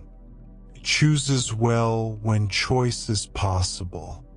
And you've made a good choice tonight, dear listener. You've chosen rest over restlessness. You've chosen peace over worry. You've chosen to be here, in this quiet space, letting yourself drift towards sleep. That's a quality choice. That's worth honoring. Feel how good it feels to have made this choice. To be exactly where you are, doing exactly what you're doing.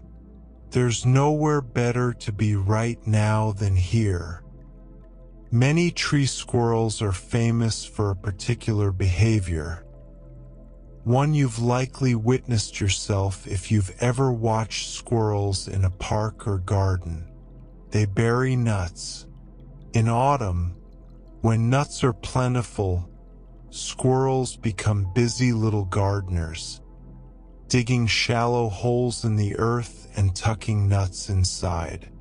They pat the soil back over their treasure, sometimes adding leaves or debris on top, hiding their cache from potential thieves. These buried nuts are the squirrel savings account, food set aside for the lean winter months ahead. When the trees are bare and fresh food is hard to find, the squirrel will return to these buried caches, digging up the nuts it stored months before. It's an act of faith in a way. The squirrel can't know for certain that winter will come, can't understand the abstract concept of future scarcity, and yet it buries nuts anyway, driven by instinct to prepare for what lies ahead. There's something deeply comforting about this image. The squirrel preparing, providing for its future self, trusting that the work done now will sustain it later. It's a small lesson in foresight and care. Here is a number that might astonish you. A single gray squirrel may bury up to 10,000 nuts in a single autumn.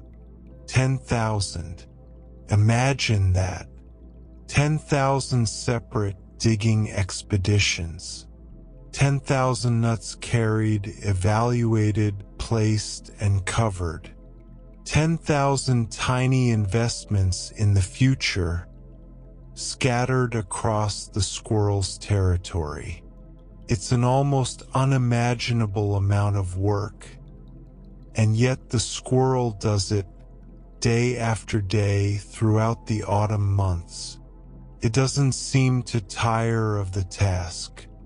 It doesn't grow bored or give up halfway through. It simply keeps going, nut after nut, cache after cache, until the work is done. And not all of those nuts will be retrieved. Some will be forgotten, left to sprout in the spring, becoming the oak trees and hickory trees of the future. The squirrel, without intending to, becomes a planter of forests, a gardener of the woodland, shaping the landscape for generations to come.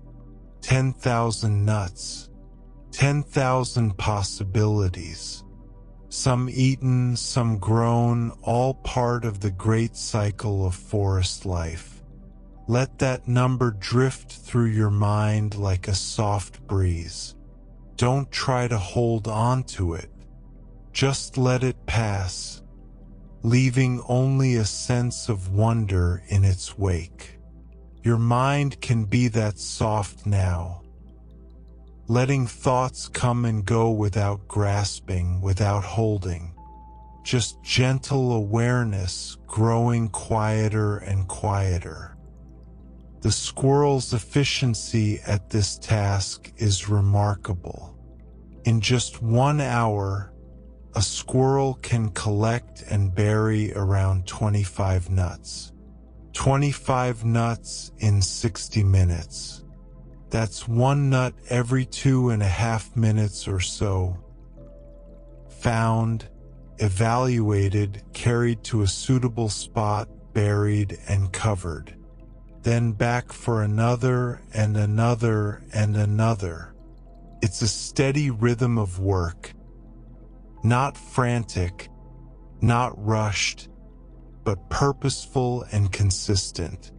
The squirrel moves through its territory with focus and determination, following the ancient pattern of autumn preparation. Find, carry, bury, repeat. There's something almost meditative about imagining this rhythm. The squirrel isn't thinking about the 10,000 nuts ahead of it.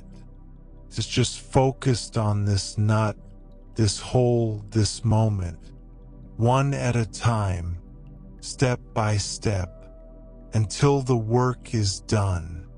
And rest works that way too, doesn't it? You don't need to think about all the hours of sleep ahead. You just need to be here in this breath, in this moment. One breath at a time, one moment at a time, until sleep comes. Let yourself be in this moment now. Just this one. Not the moment before, not the moment after. Just now. There's a strategy to how squirrels bury their nuts. Many species practice what's called scatter hoarding, placing individual nuts in many different locations across their territory, rather than storing everything in one place. This might seem inefficient. Wouldn't it be easier to have one large cache, one pantry to return to? But the squirrel's instinct is wiser than that. By scattering its hoard across many locations, the squirrel reduces risk.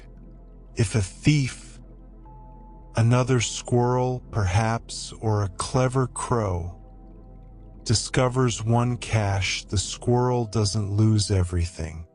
Most of its buried treasure remains safe, hidden in dozens or hundreds of other spots. Scatter hoarding is a strategy of abundance and security. It says, don't put all your eggs in one basket. Spread the risk. Trust that enough will remain. And maybe there's a gentle lesson there for us too. We don't need to hold on to everything so tightly. We can trust that what we need will be available when we need it. We can let go a little, scatter our worries to the wind, and trust in the abundance of life. Tonight, you can let go of the tight grip of the day.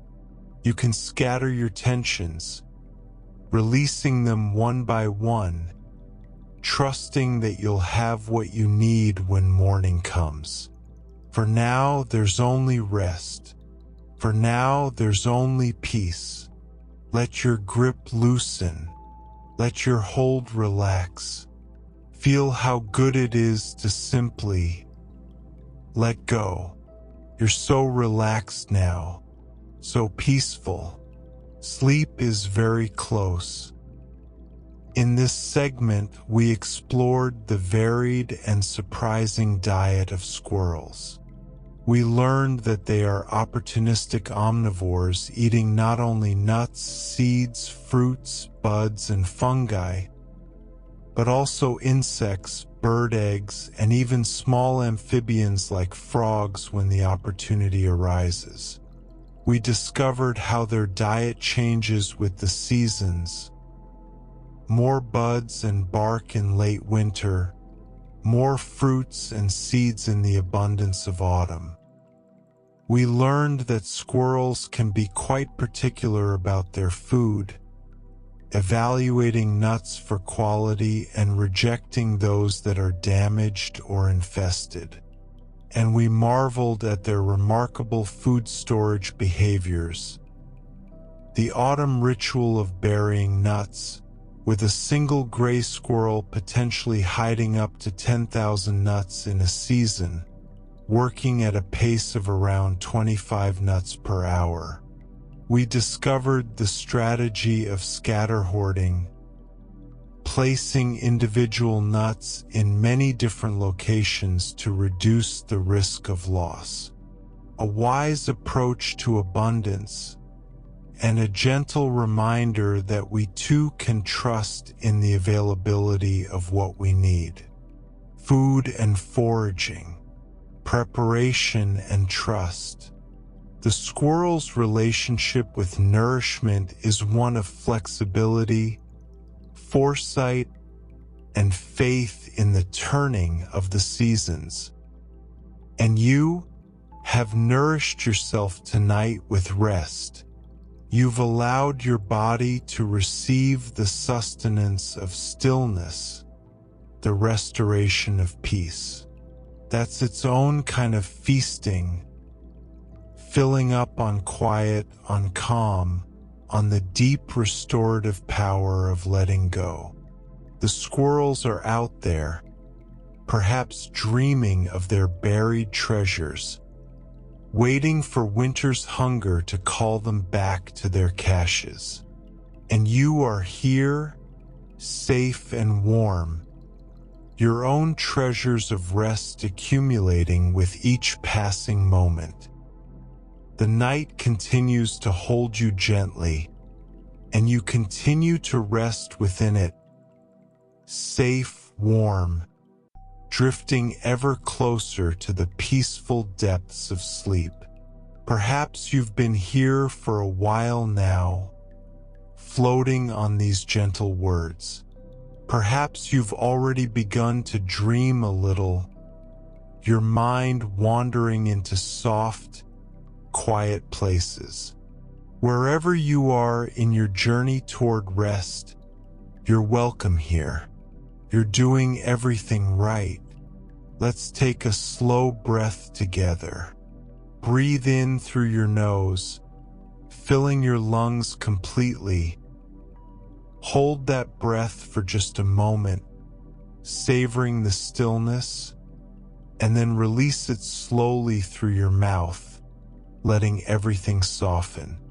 Your shoulders drop, your jaw relaxes, your whole body settles deeper into peace. In this chapter, we'll explore the clever secrets of squirrels, their remarkable senses, their surprising abilities, and the quiet ways they speak to one another. These are creatures of hidden wisdom, communicating in languages we're only beginning to understand. Let these discoveries wash over you gently, like ripples on a still pond. There's nothing to memorize, nothing to hold on to. Simply listen and drift and rest. Squirrels, as we've learned, bury thousands of nuts each autumn. But they're not the only ones interested in those buried treasures. Other squirrels and various other animals would happily dig up a cache and steal the contents for themselves. So some squirrels have developed a clever countermeasure. They practice what's called deceptive caching. Here is how it works. A squirrel, aware that it's being watched, perhaps by a rival squirrel, perhaps by a curious bird, will go through all the motions of burying a nut, digs a hole, places the nut inside, covers the hole with soil and pats it down. Everything looks perfectly normal, but the nut isn't there. The squirrel only pretended to bury it. The actual nut is still hidden in the squirrel's cheek or tucked away somewhere else entirely. The watching thief, fooled by the performance, will later dig in the wrong spot and find nothing at all. Deceptive caching. It's a small act of theater, a clever trick played out in gardens and forests around the world. The squirrel protects its true treasures by creating false ones, misdirection worthy of a magician. There's something almost playful about it, isn't there? The squirrel as trickster, as performer, as keeper of secrets. And you can keep your own secrets tonight, dear listener. The secret of this peaceful rest, the quiet truth of this moment, held softly in the darkness. Let it be just for you, just for now. For all their cleverness, squirrels don't remember every nut they bury. Some caches are forgotten, left in the ground through winter and into spring, never to be retrieved. But this isn't really a loss. Something wonderful happens to those forgotten nuts. They germinate. They send roots down into the soil and shoots up toward the light. They become seedlings, then saplings, then eventually trees. The squirrel, without meaning to, becomes a gardener of the forest. Every forgotten acorn has the potential to become an oak tree. Every buried walnut might grow into a towering walnut tree that will feed generations of squirrels to come. Scientists estimate that millions of trees grow each year from nuts buried and forgotten by squirrels. The forests we walk through, the shade we enjoy, the air we breathe, all of it owes something to the humble, forgetful squirrel. It's a beautiful partnership between creature and forest. The trees feed the squirrels plant the trees. Round and round it goes, an ancient dance of mutual benefit. And sometimes, dear listener, our own forgetfulness leads to unexpected gifts. The things we let go of, the efforts we don't fully track. They may be growing into something beautiful even when we're not watching. Let that thought comfort you. Not everything needs to be remembered. Not everything needs to be controlled. Some things can simply be trusted to grow in their own time. When a squirrel does want to retrieve a buried nut, it faces a challenge. Weeks or months have passed. Snow may cover the ground. The landscape looks different than it did in autumn. How does the squirrel find its hidden treasure? The answer lies in one of the squirrel's most remarkable senses, its sense of smell. Squirrels have a highly developed olfactory system, capable of detecting the scent of buried nuts even through layers of soil.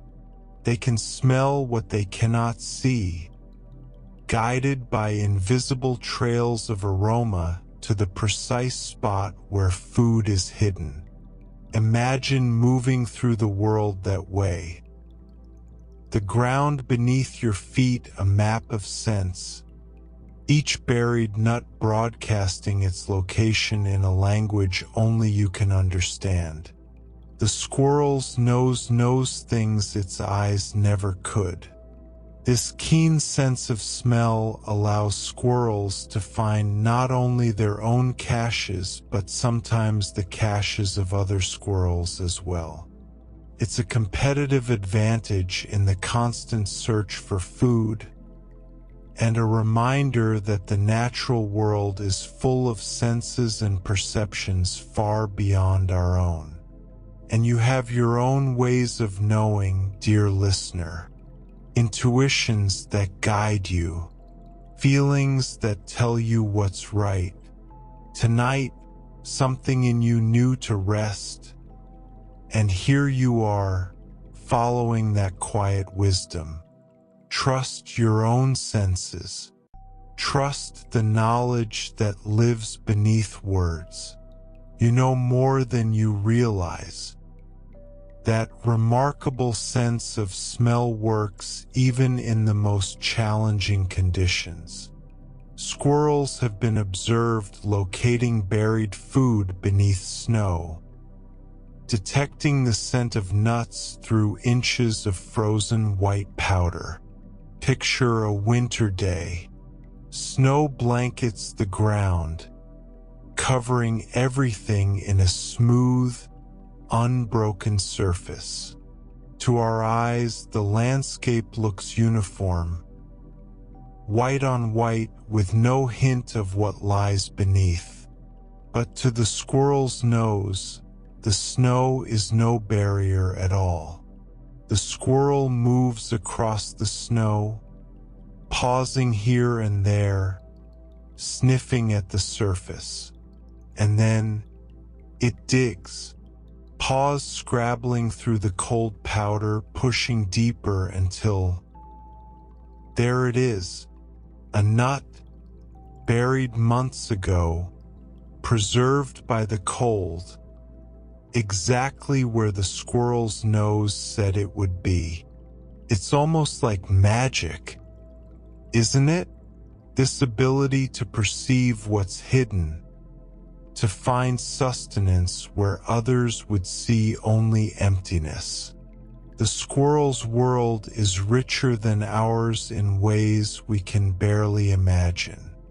And there's something comforting in that thought. The world holds more than we can see. Resources we don't know about. Possibilities we haven't discovered yet. Just because something is hidden doesn't mean it isn't there. Like all living creatures, squirrels need water to survive. And many squirrels must drink at least twice a day to stay properly hydrated. They find water where they can, in puddles after a rain, in streams and ponds, in the morning dew that gathers on leaves. Sometimes they'll lick moisture from tree bark or eat juicy fruits and berries that provide hydration along with food. Twice a day at minimum. It's a rhythm as fundamental as breathing. The need to replenish what's been lost, to take in what the body requires. The squirrel doesn't overthink this. It simply drinks when it's thirsty, finds water when it needs to, and goes on with its day. Water is life. This simple truth runs through all of nature, connecting every creature in a web of shared necessity. The squirrel at the edge of a puddle, lapping up its morning drink. It's participating in something ancient and universal. And you nourish yourself in so many ways, dear listener. Water and food, yes, but also rest. Sleep is its own kind of essential replenishment. Your body needs it just as surely as it needs water. Tonight, you're giving yourself that nourishment. You're filling up on rest, on peace, on the quiet restoration that happens when you let go and drift towards sleep. Here is something that might surprise you. Squirrels can swim. It's not their preferred mode of travel, certainly. Most species avoid water when they can, preferring to stay in the trees or on solid ground. But when swimming becomes necessary, when a river must be crossed or when danger drives them into water, squirrels can manage it. They paddle with their legs in a motion similar to a dog paddle, keeping their heads above water, their bushy tails trailing behind. They're not graceful swimmers, perhaps not like otters or beavers who are built for water, but they're capable. They survive. It's another testament to the squirrel's adaptability. These creatures of the trees, these acrobats of the canopy, can also paddle across a pond if they must. They don't let limitations stop them. They find a way.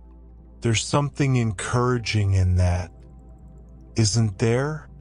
The ability to do things we're not perfectly designed for. The willingness to try even when it's not comfortable.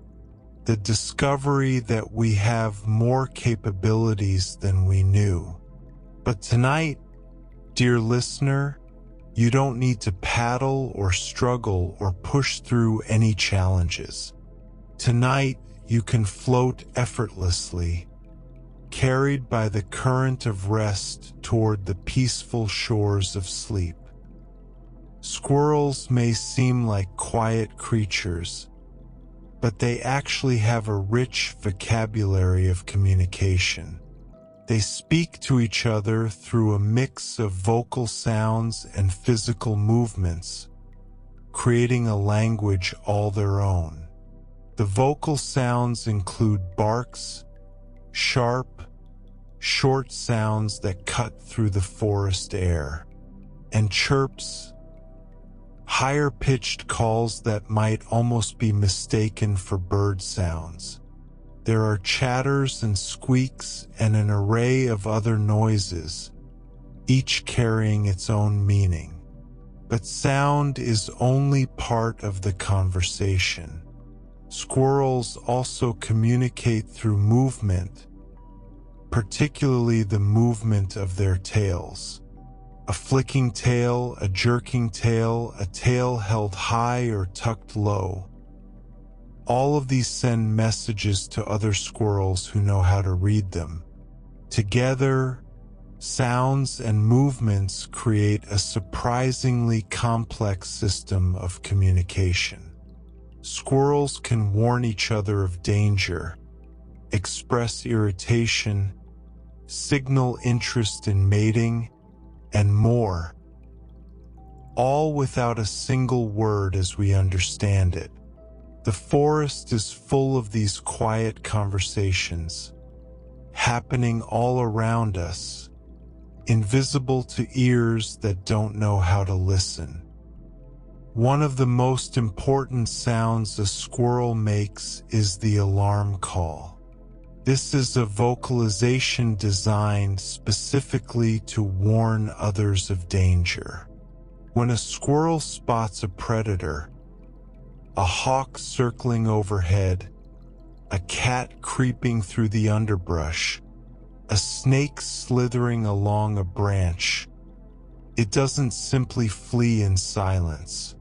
Calls out, a sharp bark, perhaps, or a series of rapid chatters. The sound carries through the trees, alerting every other squirrel in earshot. Danger. Be alert. Take cover. It's an act of community, really. The squirrel that spots the threat takes a moment to warn others, even though making noise might draw attention to itself. It's a small sacrifice for the greater good, a reminder that even these seemingly solitary creatures look out for one another. And the forest responds. Other squirrels freeze or dart for cover, or begin their own alarm calls, spreading the warning further.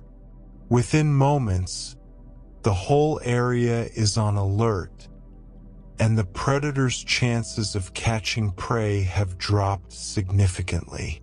There's something touching about this. The squirrel as watchful neighbor, as guardian of its community, looking out for others, even in moments of fear. And you are looked out for too, dear listener. There are people who care about you, who would warn you of danger if they could. Tonight, though, there is no danger. Only safety. Only peace. Beyond their vocal calls, squirrels use their bodies to communicate. Tail flicks and body postures serve as visual signals, sending messages to other squirrels nearby. A quick flick of the tail might say, "I see you there." A slower, more deliberate wave might signal agitation or warning. The way a squirrel holds its body, tense and alert or relaxed and casual, tells other squirrels about its emotional state and intentions. These visual signals work alongside vocalizations, creating a richer, more nuanced form of communication. A squirrel might bark an alarm while also flicking its tail rapidly, doubling the message, making sure it's received. And squirrels watch each other. They pay attention to these signals, learning from them, responding to them. The forest is alive with this silent conversation, a dance of tails and postures, a choreography of meaning. It's beautiful to imagine, isn't it? All these small creatures speaking to each other in movements and sounds, understanding things we might never see. And your body speaks too, dear listener. Right now, it's speaking the language of rest. Your relaxed muscles, your slow breathing, your heavy eyelids. All of it says sleep, peace, let go. Listen to what your body is telling you. Follow its signals. It knows the way to rest. Let's linger a moment longer on that remarkable tail, that bushy, beautiful appendage that we've seen serve so many purposes. Balance and warmth, parachute and umbrella, shield and blanket, and now a tool for communication. Many tree squirrels use their tails to send signals. A flick might express alarm. A jerk might show annoyance. The tail becomes a flag, waving messages to any squirrel watching. Alarm or annoyance. It's interesting that these are the emotions most often signaled by the tail. Perhaps because they're the most important to communicate quickly. The most urgent, the most likely to require a response. But there's something almost expressive about it too. The squirrel, frustrated by a rival or startled by a noise, lets its feelings show in the movement of its tail. It's not hiding its emotions, it's sharing them openly with the world. And you can let your feelings flow too, dear listener. Not through a flicking tail, but through the simple act of relaxing into rest. If there's tension in your body, let it release. If there's worry in your mind, let it drift away. You don't have to hold on to anything tonight. Let your body express its deepest desire for rest. Let every part of you say yes to sleep. There's no need to guard or hide or hold back. Just let go. Just drift. Just be. In this segment, we discovered the clever secrets of squirrel behavior. We learned about deceptive caching, the theatrical trick of pretending to bury a nut in one spot while actually hiding it elsewhere, fooling watching thieves. We discovered that forgotten nuts become the seeds of new forests, with squirrels accidentally planting millions of trees through their imperfect memories. We marveled at the squirrel's remarkable sense of smell, so acute that it can detect buried nuts beneath layers of soil, even under inches of snow. We learned that squirrels must drink water at least twice a day, and that they can swim if necessary, dog paddling with determination if not with grace. And we explored the rich world of squirrel communication. Barks and chirps, chatters and squeaks, vocalizations that carry through the forest, warning of danger and expressing emotion. Tail flicks and body postures that send visual signals, creating a language of movement that other squirrels understand. The alarm call, that urgent warning that alerts the community to threats. Secrets and senses, sounds and signals. The squirrel's world is full of hidden complexity. Conversations we cannot hear, perceptions we cannot share, intelligence we're only beginning to appreciate. The squirrels are out there in the darkness, perhaps stirring in their nests, perhaps dreaming their small, busy dreams. And you are here, floating on the edge of your own dreams, so close to sleep you can almost touch it. More gentle facts await in time, but the time for facts is fading now. The time for sleep is near. Just breathe, just rest, just be.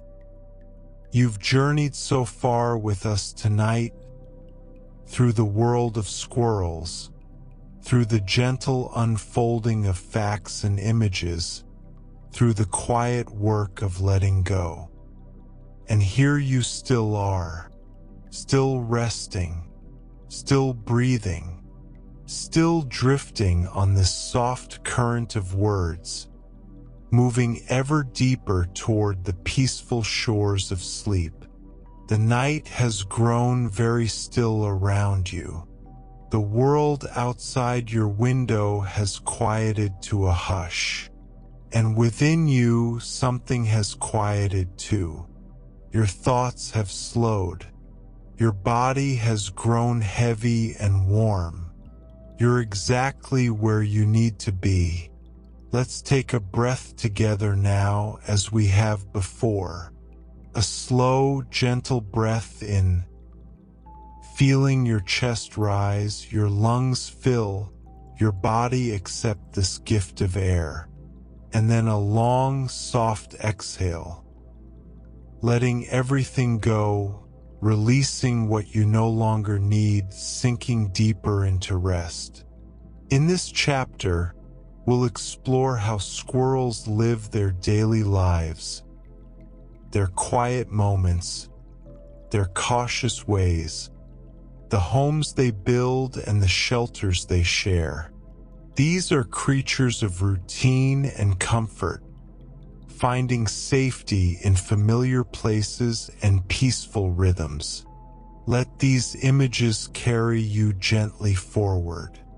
There's nothing to do but listen, nothing to hold but this moment, nothing to be but at peace.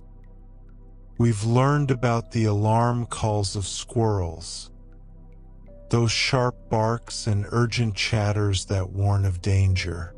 But squirrels have quieter sounds too, gentler sounds, sounds that are easy to miss unless you're listening very carefully. Some squirrels emit a low, soft chatter or mutter while feeding or moving through their territory. It's not a warning. It's not urgent. It's more like humming, like the quiet sounds a person might make while working on something pleasant, lost in thought. This soft muttering is distinct from the louder alarm calls.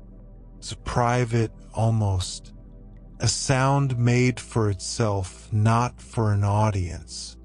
The squirrel nibbles at a nut, turning it in its paws, and murmurs something quiet. It moves along a branch, and a gentle chatter accompanies its steps. Scientists aren't entirely sure what these sounds mean. Perhaps they're expressions of contentment. Perhaps they help the squirrel stay aware of its own presence, like humming in a dark room. Perhaps they're simply the sounds of a small creature going about its day. There's something soothing about imagining these quiet murmurs. The forest full of small, soft sounds, gentle chatter beneath the rustle of leaves. And you can make your own quiet sounds tonight, dear listener, if you like. The soft rhythm of your breathing, a gentle sigh as you relax even deeper. These are the sounds of rest, the murmurs of peace. When a squirrel first senses danger, a shadow passing overhead, a rustle in the underbrush, a scent that doesn't belong, it doesn't immediately run. First, it freezes, complete stillness. The squirrel becomes a statue, motionless on its branch or against the bark of a tree. Its eyes scan the environment, searching for the source of the threat. His body is tense but utterly still, ready to explode into action but holding back, waiting. This freeze response is a survival strategy. Movement attracts attention. A running squirrel is easier to spot than a motionless one. By freezing first, the squirrel gives itself time to assess the situation, to decide whether to flee or hide, to choose the best course of action. Often, the predator doesn't notice the frozen squirrel at all. The danger passes, and the squirrel, still alive, eventually relaxes and continues about its business. There's wisdom in that pause, the moment of stillness before action, the choice not to react immediately, but to wait, to observe, to decide. And you are in a moment of stillness right now, dear listener, not frozen in fear, but resting in peace.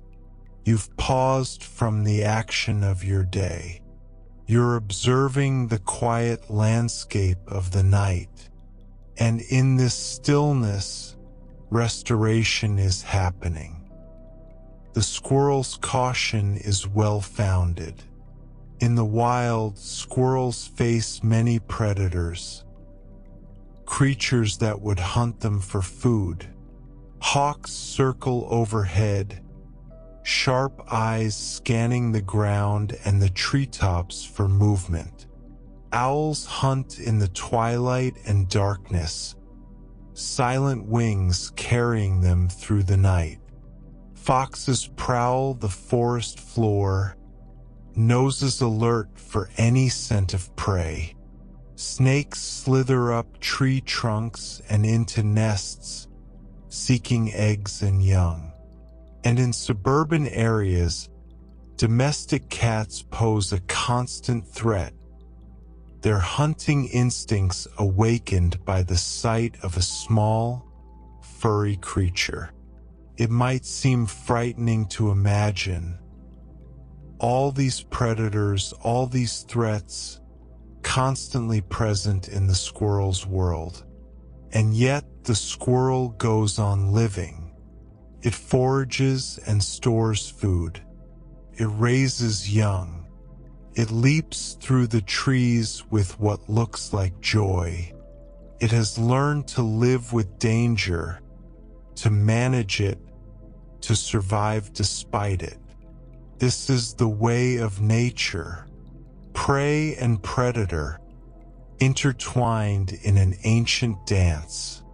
Each creature playing its role, each one essential to the balance of the whole. But tonight, dear listener, you are not prey. You are not hunted. You are safe in your resting place, surrounded by walls and warmth, with no predator to fear. Whatever dangers exist in your life, they are not here right now. They cannot reach you in this moment.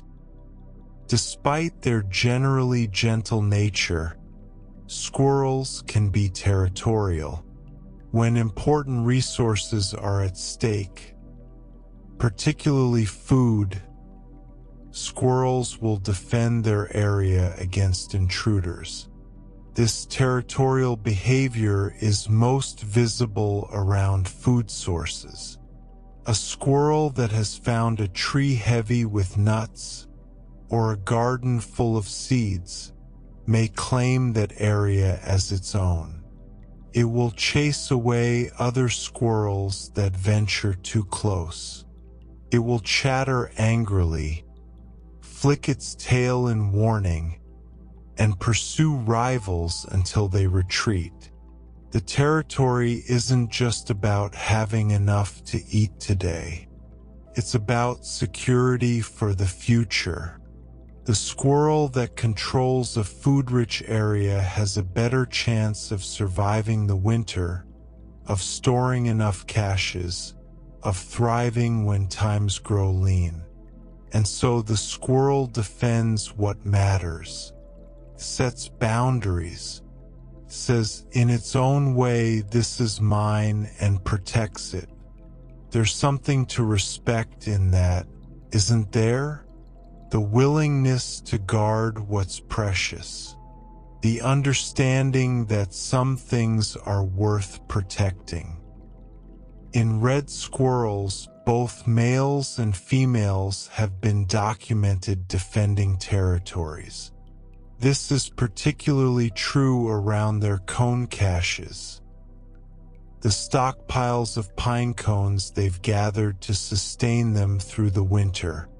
A red squirrel's cone cache represents hours of work, thousands of individual pine cones collected and stored.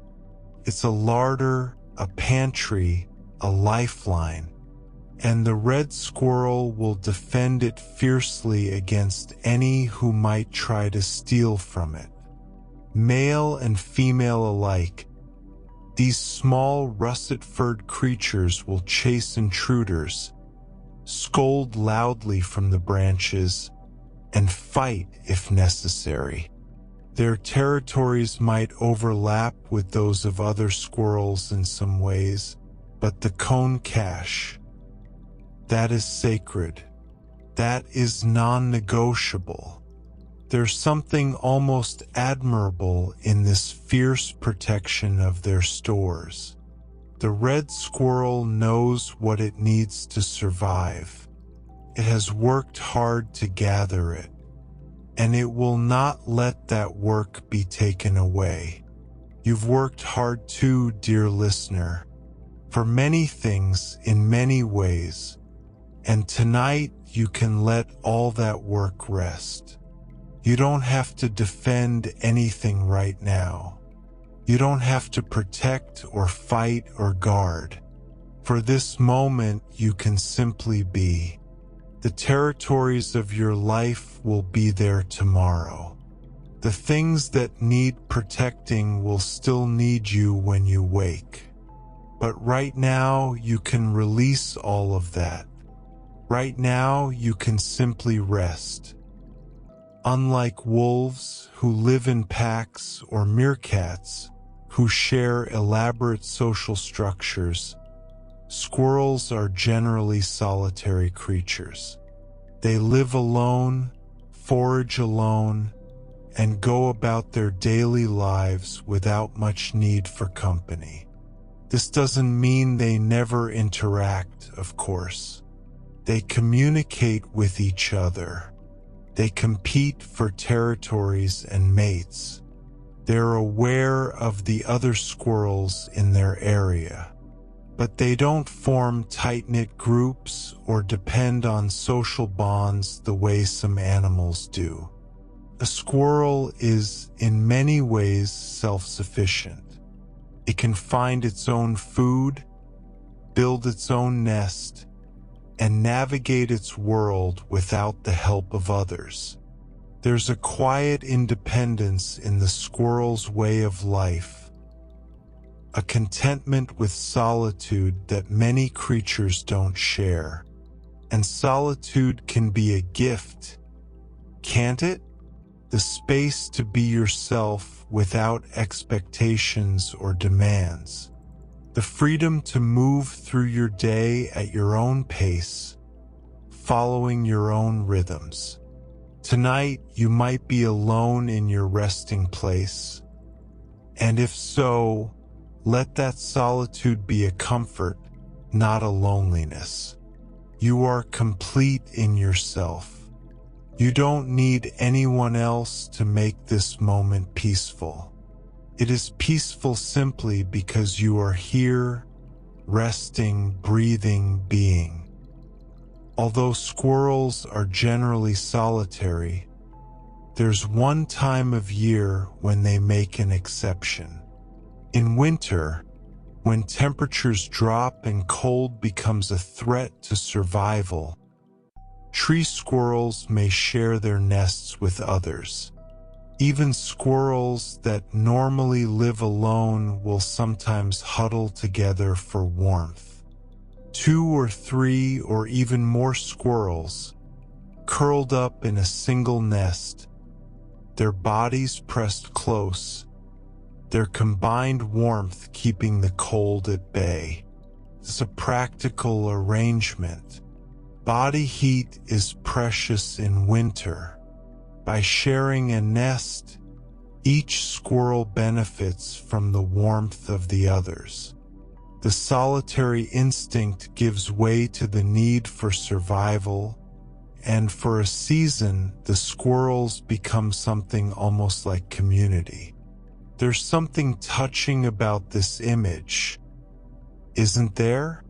These independent creatures, choosing to share their space when times are hard, finding comfort in closeness, keeping each other warm through the long, cold nights.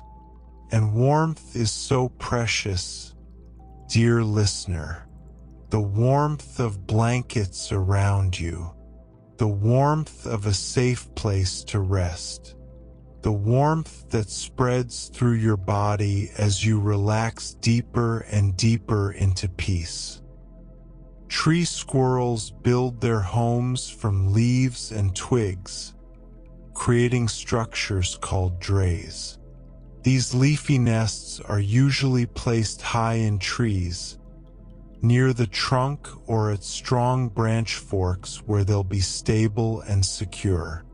A dray looks a bit like a messy ball of leaves from the outside, but inside, it's surprisingly cozy.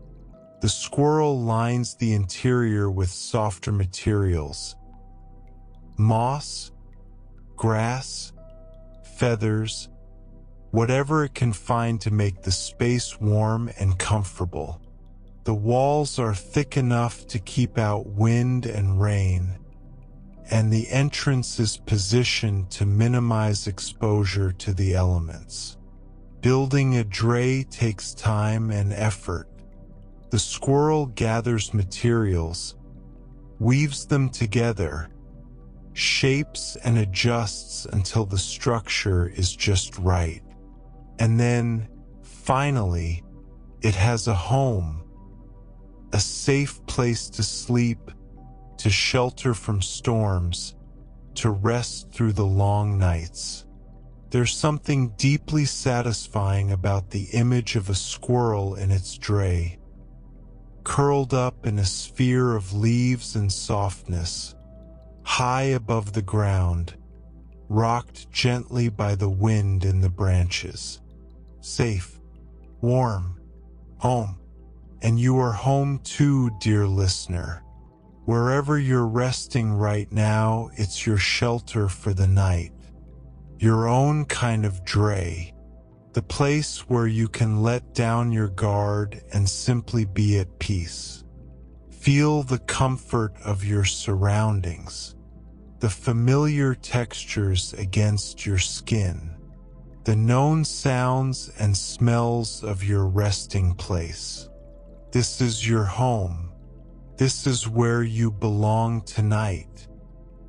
Not all squirrel homes are built from scratch. Some squirrels make use of what nature provides, taking up residence in tree cavities or old woodpecker holes. These natural shelters offer excellent protection. The solid wood of the tree surrounds the squirrel, insulating it from cold and shielding it from wind and rain far better than any dray could. The entrance is small, making it easy to defend against predators. And the squirrel doesn't have to spend energy building. It simply moves in, adds some soft bedding, and makes itself at home. Tree cavities are particularly valuable in winter or during bad weather. When storms rage and temperatures plummet, a squirrel in a tree cavity is safer and warmer than one in a leafy dray. These ready-made homes are precious resources, sometimes competed over, always appreciated. There's a kind of wisdom in using what's already there, not always building from scratch, accepting the gifts that nature provides, finding shelter in the spaces that already exist. While tree squirrels build drays high in the branches, their ground-dwelling cousins have a different approach. Ground squirrels live in burrow systems, networks of tunnels dug into the earth, sometimes quite elaborate in their design. A ground squirrel's burrow can have multiple entrances, providing escape routes if a predator enters from one direction. Inside, there are separate chambers for different purposes. One for sleeping, one for storing food, one for raising young. The tunnels twist and turn, creating a labyrinth that the squirrel knows intimately, but that would confuse any intruder. Deep underground, the temperature stays relatively stable. Cool in summer, warm in winter. The burrow becomes a sanctuary from the extremes of the world above. A place where the ground squirrel can rest and thrive regardless of what's happening on the surface. It's a hidden world, this network of tunnels beneath the earth. A secret home, safe and stable, known only to its occupants. And sleep is a bit like entering a burrow, isn't it? You descend from the bright, busy surface of waking life into something deeper, somewhere quiet and protected, where the worries of the day cannot follow. Let yourself descend now, dear listener. Let yourself sink down into the peaceful depths of rest.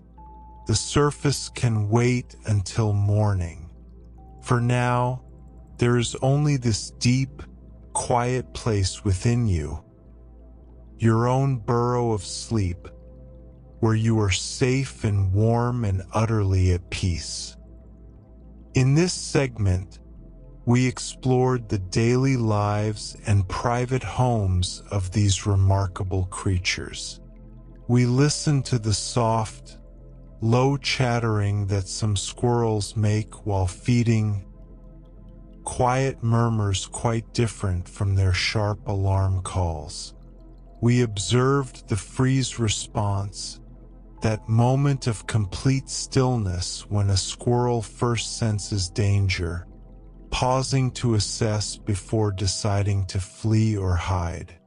We acknowledged the many predator squirrels must navigate: hawks and owls, foxes and snakes, and even domestic cats in suburban areas.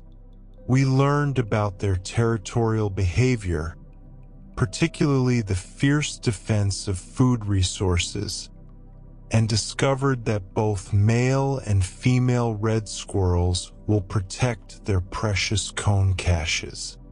We explored the squirrel's generally solitary nature, so different from the social structures of wolves or meerkats. Yet we also discovered their exception. In winter, tree squirrels will share nests with others to conserve heat, finding warmth in togetherness when the cold demands it. and we visited their homes. The leafy drays of tree squirrels, built high in the branches, lined with soft materials for comfort. The tree cavities and old woodpecker holes that provide ready-made shelter. The elaborate burrow systems of ground squirrels, with multiple entrances and separate chambers for sleeping, storing, and raising young. Quiet lives and cozy homes, solitude and occasional togetherness.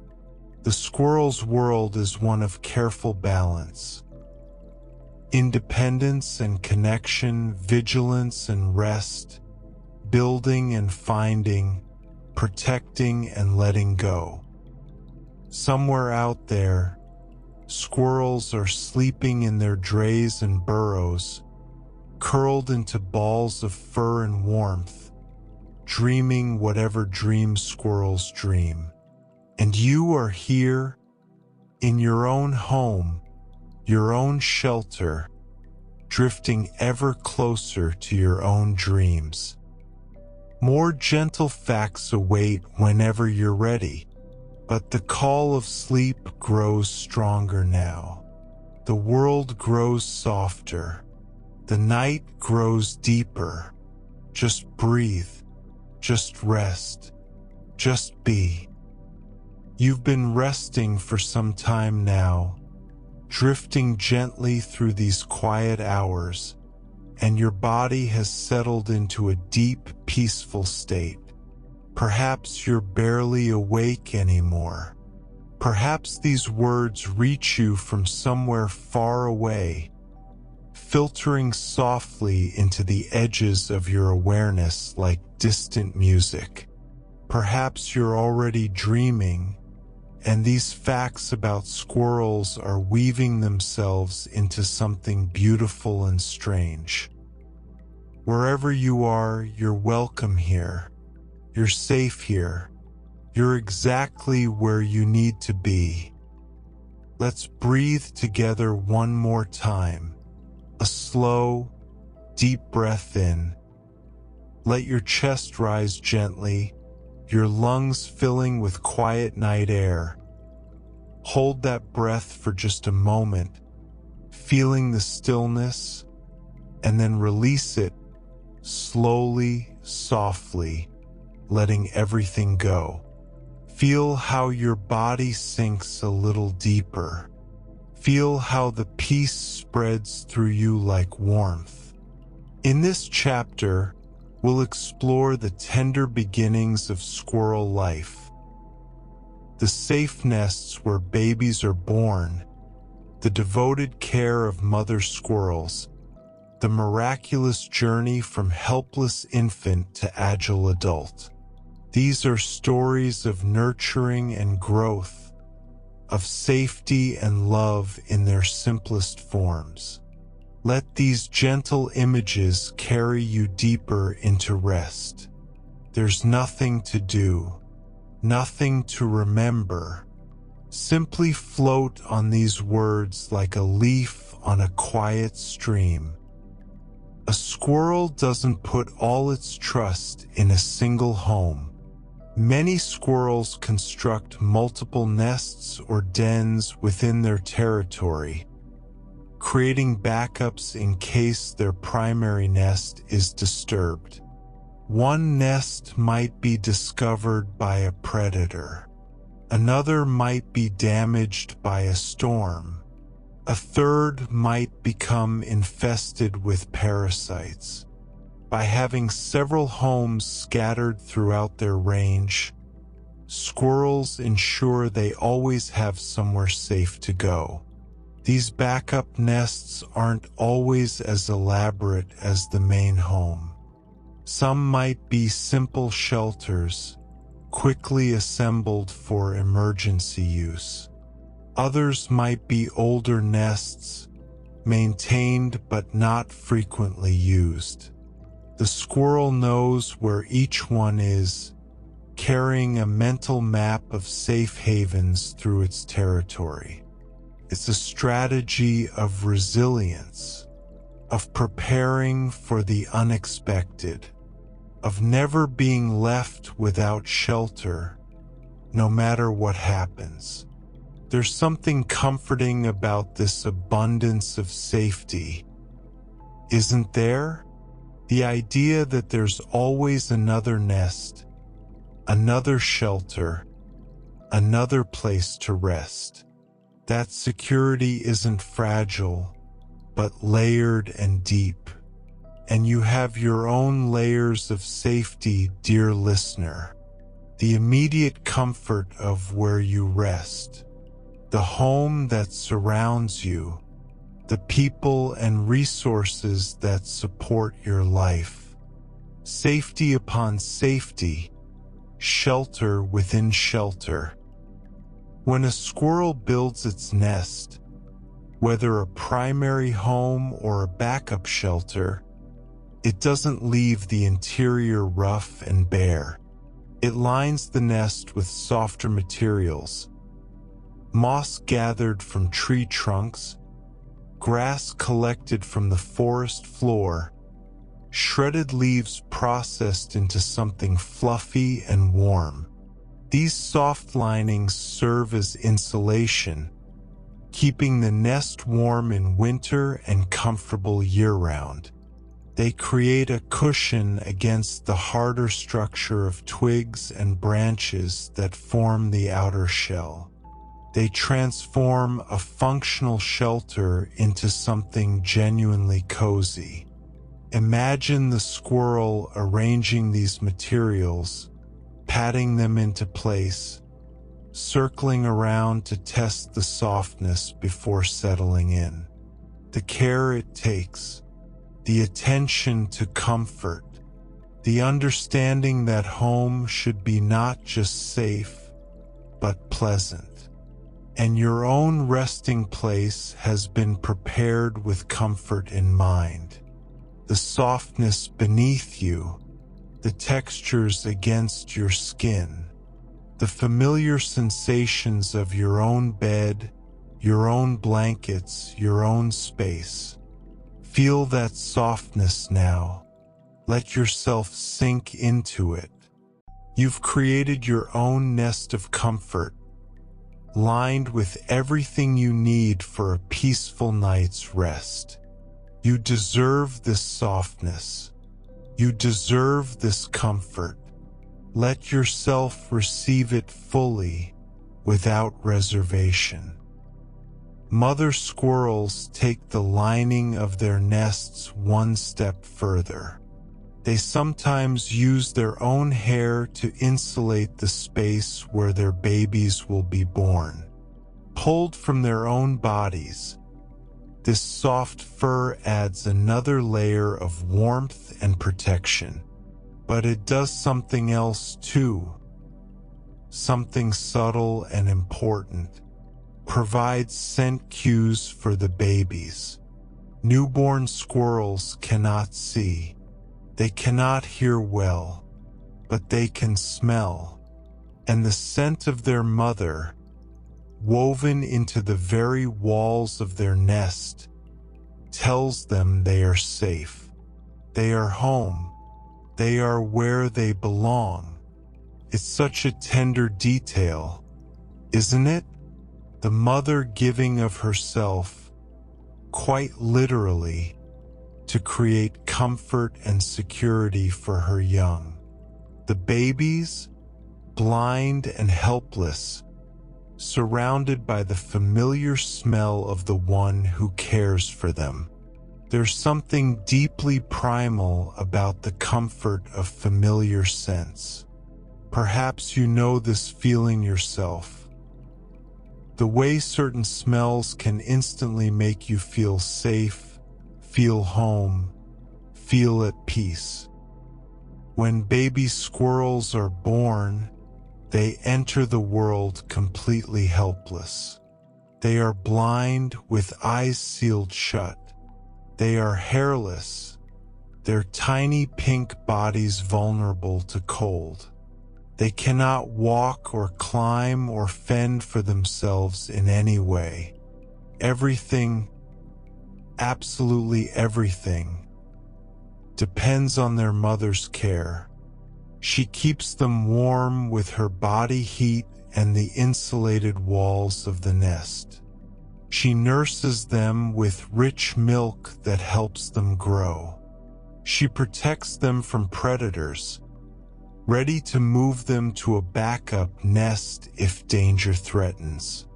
She is their entire world, the source of all safety and sustenance. And slowly, gradually, the babies grow stronger. Their fur begins to come in. Their eyes begin to open. They start to move around the nest, to explore, to become the squirrels they will one day be. But for those first vulnerable weeks, the mother's care is everything. There's something moving about this complete dependence and the complete devotion that meets it. The tiny creature that cannot help itself, and the larger creature that gives everything to keep it alive. A gray squirrel at birth weighs only about half an ounce. Half an ounce. That's roughly 14 grams. Lighter than a small handful of coins. Lighter than a single AA battery. Almost impossibly small. This tiny creature, weighing less than nothing, will one day leap through treetops and bury thousands of nuts and survive harsh winters. But for now, it is smaller than your thumb, curled in its mother's nest, eyes closed, ears folded, knowing nothing of the world beyond the warmth that surrounds it. Half an ounce. It seems impossible that something so small could hold an entire life. All the potential for climbing and jumping and foraging and living. And yet it does. Within that tiny form, everything the squirrel will become already exists, waiting to unfold. There's something miraculous about beginnings, isn't there? The way big things start so small. The way potential hides inside the most modest packages. And every night when you sleep, something small and powerful happens within you too. Cells repair. Memories consolidate. Energy restores. You might feel like you're doing nothing, but inside, important work is happening. Small and quiet and absolutely essential. That half-ounce baby, so tiny and helpless, will reach full adult size in roughly 6 months. 6 months. In just half a year, the blind, hairless infant becomes a fully grown squirrel, capable of climbing and leaping and foraging and building nests of its own. The transformation is remarkable. One of the fastest growing curves in the animal kingdom. Think about what happens in those 6 months. The eyes open, the fur grows in, the baby starts to move, then to explore, then to venture outside the nest. It learns to climb tentatively at first, then with growing confidence. It learns what to eat, how to find food, where to hide from predators. By the end of 6 months, it's an adult, ready to live independently, ready to claim its own territory, ready to continue the ancient cycle of squirrel life. Growth is such a powerful force. It doesn't wait for permission. It simply happens, day by day, moment by moment, transforming what is into what will be. Let yourself grow tonight in whatever quiet ways your body and mind need to grow. You don't have to direct it. You don't have to understand it. Just let it happen naturally, gently, as you rest. In many squirrel species, females typically have 2 to 4 young per litter. Not a large number, just a few small lives to nurture, to feed, to protect. And depending on conditions, the availability of food, the climate, the overall health of the mother, a female squirrel may raise 1 or 2 litters each year. In good years, with abundant resources, she might have 2 litters. In harder times, she might have only 1 or none at all. It's a rhythm attuned to the environment. The squirrel doesn't decide how many babies to have in the abstract. Her body responds to the world around her, producing young when conditions favor their survival. 2 to 4 babies, 1 or 2 litters. It's a modest output, really, not like insects that produce hundreds of offspring or fish that release thousands of eggs. Each baby squirrel represents a significant investment of the mother's time and energy. Each one matters, and you matter too, dear listener, not as one among countless millions, but as yourself, singular, specific, irreplaceable. Your rest matters. Your well-being matters. You are not a statistic, but a life.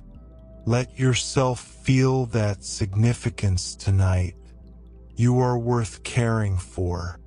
You are worth this time you've given yourself. You are worth every breath of rest you take.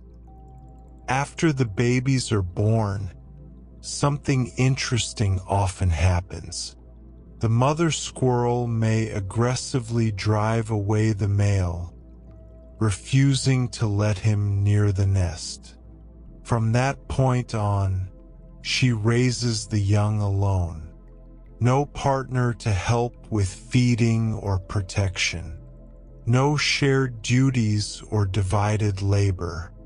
Just her and her babies in the nest she built and lined and defended. She is entirely devoted to her young. She nurses them, keeps them warm, moves them to safety if necessary. When they're old enough to eat solid food, she teaches them what to look for. She is mother and teacher and protector all at once. This solitary motherhood might seem lonely, but perhaps it's also a kind of focus. All her attention, all her energy directed toward one purpose: the survival and growth of her young. No distractions, no conflicts, just care, pure and simple. In many squirrel species, there are 2 mating seasons each year. One tends to occur in late winter, when the days begin to lengthen and spring feels possible on the horizon. The other comes in summer, when food is abundant and the living is relatively easy. These seasonal rhythms are tied to the natural world, to daylight and temperature, to food availability, to the ancient patterns that have shaped squirrel life for millions of years. The squirrels don't consult calendars. They simply feel the rightness of the time, responding to cues written deep in their biology. Late winter and summer, 2 windows of fertility in the turning year. Babies born in spring have time to grow before winter comes. Babies born in late summer can take advantage of autumn's abundance before the cold arrives. It's all connected. The seasons, the mating, the births, the growth. One great cycle, turning and turning, generation after generation. And you are part of cycles too, dear listener. The cycle of day and night. The cycle of waking and sleeping. The cycle of effort and rest. Right now, you're in the resting phase of your daily cycle, and that's exactly where you should be. For some squirrel species, the time from conception to birth is around 40 to 44 days. Just over a month of gestation before new life enters the world. 40 days. In that brief window, the tiny embryo develops everything it needs to survive. The bones and organs, the fur and claws, the eyes that will open weeks later, the brain that will learn to navigate the treetops. All of it taking shape in the darkness of the womb, following instructions written in genes millions of years old. It's one of nature's quietest miracles. This hidden development, this growth that happens in secret, unseen by anyone. The mother goes about her life, and inside her, something extraordinary is happening without any conscious effort on her part. And there are things developing in you too, dear listener. Not babies, perhaps, but ideas, healing, rest. While you sleep, your brain consolidates memories. Your body repairs damage. Your immune system does its quiet work. Growth and development happening in the darkness without any effort on your part. You don't have to do anything to make this happen. You just have to rest. You just have to let go. You just have to trust that your body knows what to do. And it does. It knows. It's working right now, even as you drift towards sleep, even as these words fade into the background of your awareness. In this segment, we explored the tender beginnings of squirrel life and the devoted care that nurtures it. We learned that many squirrels build multiple nests throughout their territory, creating backup shelters in case their primary home is disturbed. We discovered how they line these nests with soft materials, moss, grass, shredded leaves, and how mother squirrels sometimes add their own hair, providing both insulation and comforting scent cues for their babies. We learned that baby squirrels are born blind and completely helpless, weighing only about half an ounce at birth, and yet they grow to full adult size in just 6 months. We discovered that females typically have 2 to 4 young per litter, raising 1 or 2 litters per year depending on conditions. We learned that mother squirrels often drive away the males after birth, raising their young alone with complete devotion. We explored the mating seasons, late winter and summer in many species, tied to the rhythms of the natural year. And we discovered that gestation lasts around 40 to 44 days, just over a month of hidden development before new life emerges. Nurturing and new beginnings, safe nests and devoted mothers. the miracle of growth from helpless infant to agile adult. The squirrel's story of birth and care is one of tenderness and resilience, of preparation and trust, of love expressed in the simplest and most profound ways. The mother squirrels are out there somewhere, curled around their young, keeping them warm through the night. And you are here, warm and safe in your own nest, cared for by the simple act of allowing yourself to rest.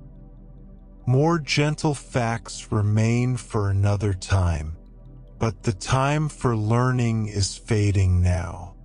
The time for sleep has nearly arrived. Just breathe, just rest, just be. The night has grown very deep now, and you have traveled so far on this gentle journey. Your body has become heavy and soft. Your mind has grown quiet and still. You are floating in that beautiful space between waking and dreaming, where everything feels possible and nothing feels urgent. Perhaps these words are reaching you from very far away now. Perhaps they blend with the beginning of dreams, mixing with images of squirrels and trees and soft, leafy nests. That's perfectly fine. That's exactly as it should be. You don't need to hold on to anything. You only need to rest. Let's take one more breath together. A slow, gentle breath in, filling your lungs with the quiet of the night. Holding that breath for just a moment, feeling the stillness within and around you, and then releasing it slowly, completely, letting every last bit of tension flow out of you. Feel how your body has melted into the surface beneath you. Feel how the boundaries between yourself and rest have softened and blurred. You are becoming rest itself. In this chapter, we'll explore how squirrels survive the challenges of their world, the remarkable ways they adapt to seasons and environments, and the surprising connections they've formed with human beings. These are stories of resilience and flexibility, of meeting the world as it is and finding ways to thrive. Let these discoveries wash over you like warm waves. There's nothing to grasp, nothing to analyze. Simply drift and listen and rest. The senses of squirrels are remarkable in many ways, but here is something that might astonish you. Male squirrels can sometimes detect a female in heat from up to a mile away, using scent alone. A mile. Imagine that distance. The length of many city blocks, the span of rolling forest, the distance you might walk in 15 or 20 minutes. And across all that space, invisible to human perception, a scent drifts, a chemical message carried on the breeze, telling the male squirrel that somewhere out there, a potential mate is waiting.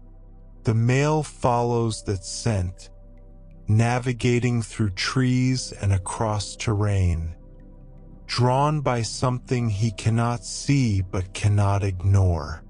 It's an ancient pull, this drive to find a mate, written deep into the squirrel's biology. We move through a world of scents we barely notice. But for the squirrel, scent is a language, a map, a call across the distance. The forest is full of invisible messages, and the squirrel's nose knows how to read them all. There's something almost romantic about it, isn't there? This unseen connection spanning such distance. This calling and answering across the miles. And you are connected too, dear listener, in ways you might not always notice. Connected to the people who care about you. Connected to the world around you. Even now, in this quiet moment of rest, you are part of something larger. Among the many squirrel species, flying squirrels stand out for several reasons. And one of them is this: their young develop remarkably fast. While other baby squirrels might spend many weeks in the nest, completely dependent on their mothers, flying squirrel babies can begin to forage for themselves by about 6 weeks of age. 6 weeks, and they're already venturing out, learning to glide, finding their own food. It's a rapid childhood, compressed into just a month and a half of development. The flying squirrel baby goes from helpless newborn to independent forager in the time it might take other squirrels to merely open their eyes and begin exploring the nest. Perhaps this speed is necessary for their lifestyle. Flying squirrels are nocturnal, active in the darkness when different predators hunt. Their world requires quick learning, fast adaptation, immediate capability, and so their bodies have evolved to provide exactly that. There's something impressive about this accelerated growth, but also something to appreciate in slower development too. Different rhythms for different lives. Different paces for different paths. When winter comes, different squirrel species respond in different ways. Some hibernate, entering a state of deep torpor that allows them to survive months of cold and scarcity. Others stay active throughout the winter, relying on the food they stored during autumn's abundance. Hibernation is a remarkable process. The squirrel's metabolism slows dramatically. Its body temperature drops. Its heart rate falls to just a few beats per minute. It lies in its burrow, barely alive by normal standards, waiting out the winter in a state of suspended animation. Other squirrels, many tree squirrels, for example, don't hibernate at all. They remain active through the cold months, venturing out on milder days to retrieve buried nuts, huddling in their nests during storms, burning through their fat reserves when food is scarce. 2 strategies. 2 ways of meeting the same challenge. Neither is better or worse. They're simply different adaptations to the difficulty of winter, shaped by each species' unique history and circumstances. Tonight, you're in a kind of rest that might remind us of hibernation. A deep withdrawal from the active world, a conservation of energy, a letting go. This is your time to restore. This is your season for stillness. Among the hibernating squirrels, the Arctic ground squirrel stands out as truly extraordinary. This remarkable creature can let its body temperature drop below freezing during hibernation, something almost unheard of among warm-blooded mammals. Below freezing, the squirrel's body becomes colder than ice, colder than the winter air in many places, colder than seems compatible with life. And yet the squirrel survives. Special adaptations prevent ice crystals from forming in its tissues. Its body enters a state of supercooling, hovering at temperatures that would kill almost any other mammal. It's one of the most extreme hibernations in the natural world. The Arctic ground squirrel essentially becomes a frozen creature, preserved in its burrow beneath the frozen earth, waiting for the long-delayed Arctic spring. And when spring finally comes, the squirrel warms up, wakes up, and continues its life as if nothing remarkable had happened, as if it hadn't just spent months in a state closer to death than life. There's something awe-inspiring about this resilience, this ability to survive what seems unsurvivable, this trust in the body's capacity to endure.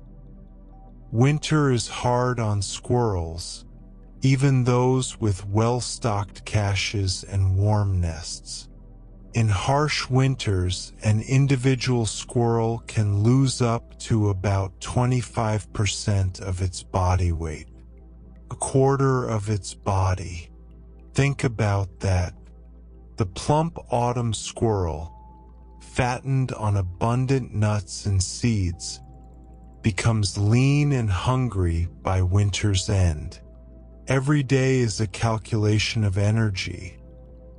How much to spend searching for food, how much to conserve by staying in the nest, how to make it through to spring. Not all squirrels survive. Winter claims some, as it has always done. But many do survive, emerging in spring thin but alive, ready to rebuild their strength as the world warms and food becomes plentiful again. This is the rhythm of nature: abundance and scarcity, plenty and want, gaining and losing. The squirrel doesn't fight against this rhythm. It simply lives within it, doing its best each day, trusting that the seasons will turn. And life has its lean times for all of us, dear listener. Times when we feel depleted, when our reserves run low, when we wonder if we have enough to make it through. But those times pass. Spring always comes eventually. The abundance returns. One of the most remarkable things about squirrels is their adaptability. Many species can thrive in vastly different environments, from dense ancient forests to small urban parks, from wild mountainsides to suburban backyards. This flexibility has made squirrels incredibly successful. While some animals require very specific habitats and struggle when their environment changes, squirrels adjust. They find new food sources. They build nests in whatever trees are available. They learn to navigate new challenges and exploit new opportunities. A squirrel in a deep forest lives much as its ancestors did, foraging for wild nuts and seeds, building drays in towering oaks. A squirrel in a city park does the same things, essentially, but with different trees, different food sources, different challenges. The core of squirrel life remains the same, even as the details change. There's something encouraging about this adaptability. The reminder that life can flourish in many different circumstances. that we don't need perfect conditions to survive and even thrive. And you are adaptable too, dear listener. You've adjusted to so many changes in your life. You've found ways to thrive in circumstances you never expected. You've proven again and again that you can meet what life brings. Urban squirrels, particularly the eastern gray squirrel, have become remarkably successful city dwellers. They've adapted to life in parks and gardens, on college campuses and in residential neighborhoods, finding ways to thrive alongside millions of humans. In many cities, squirrels have become almost as familiar as pigeons or sparrows. Small, furry presences scampering across sidewalks, climbing ornamental trees, watching with bright eyes as people pass by, and people often feed them. A handful of peanuts tossed to a bold squirrel in the park. Seeds scattered on a windowsill for a backyard visitor. These interactions have made urban squirrels unusually comfortable around humans, sometimes surprisingly bold, approaching quite close in hope of a handout. It's a strange and lovely relationship. Really, two very different species, sharing the same spaces, occasionally connecting over a handful of nuts. The squirrel gets an easy meal. The person gets a moment of connection with something wild and free. There's something heartwarming about these small interactions. The way wildness persists even in our cities. The way connection can happen between beings so different. And you are connected to the natural world too, dear listener, even if you live far from forests. The air you breathe, the food you eat, the rhythms of day and night, waking and sleeping. You are part of nature, always have been, always will be. City squirrels have become clever opportunists, learning to exploit a variety of human-associated food sources. Bird feeders become squirrel feeders, as the agile creatures figure out how to reach seeds meant for other animals. Garbage bins become hunting grounds. Human handouts become reliable supplements to their diet. This cleverness is adaptive intelligence in action. The squirrel sees an opportunity and figures out how to exploit it. It solves problems, sometimes quite complex ones.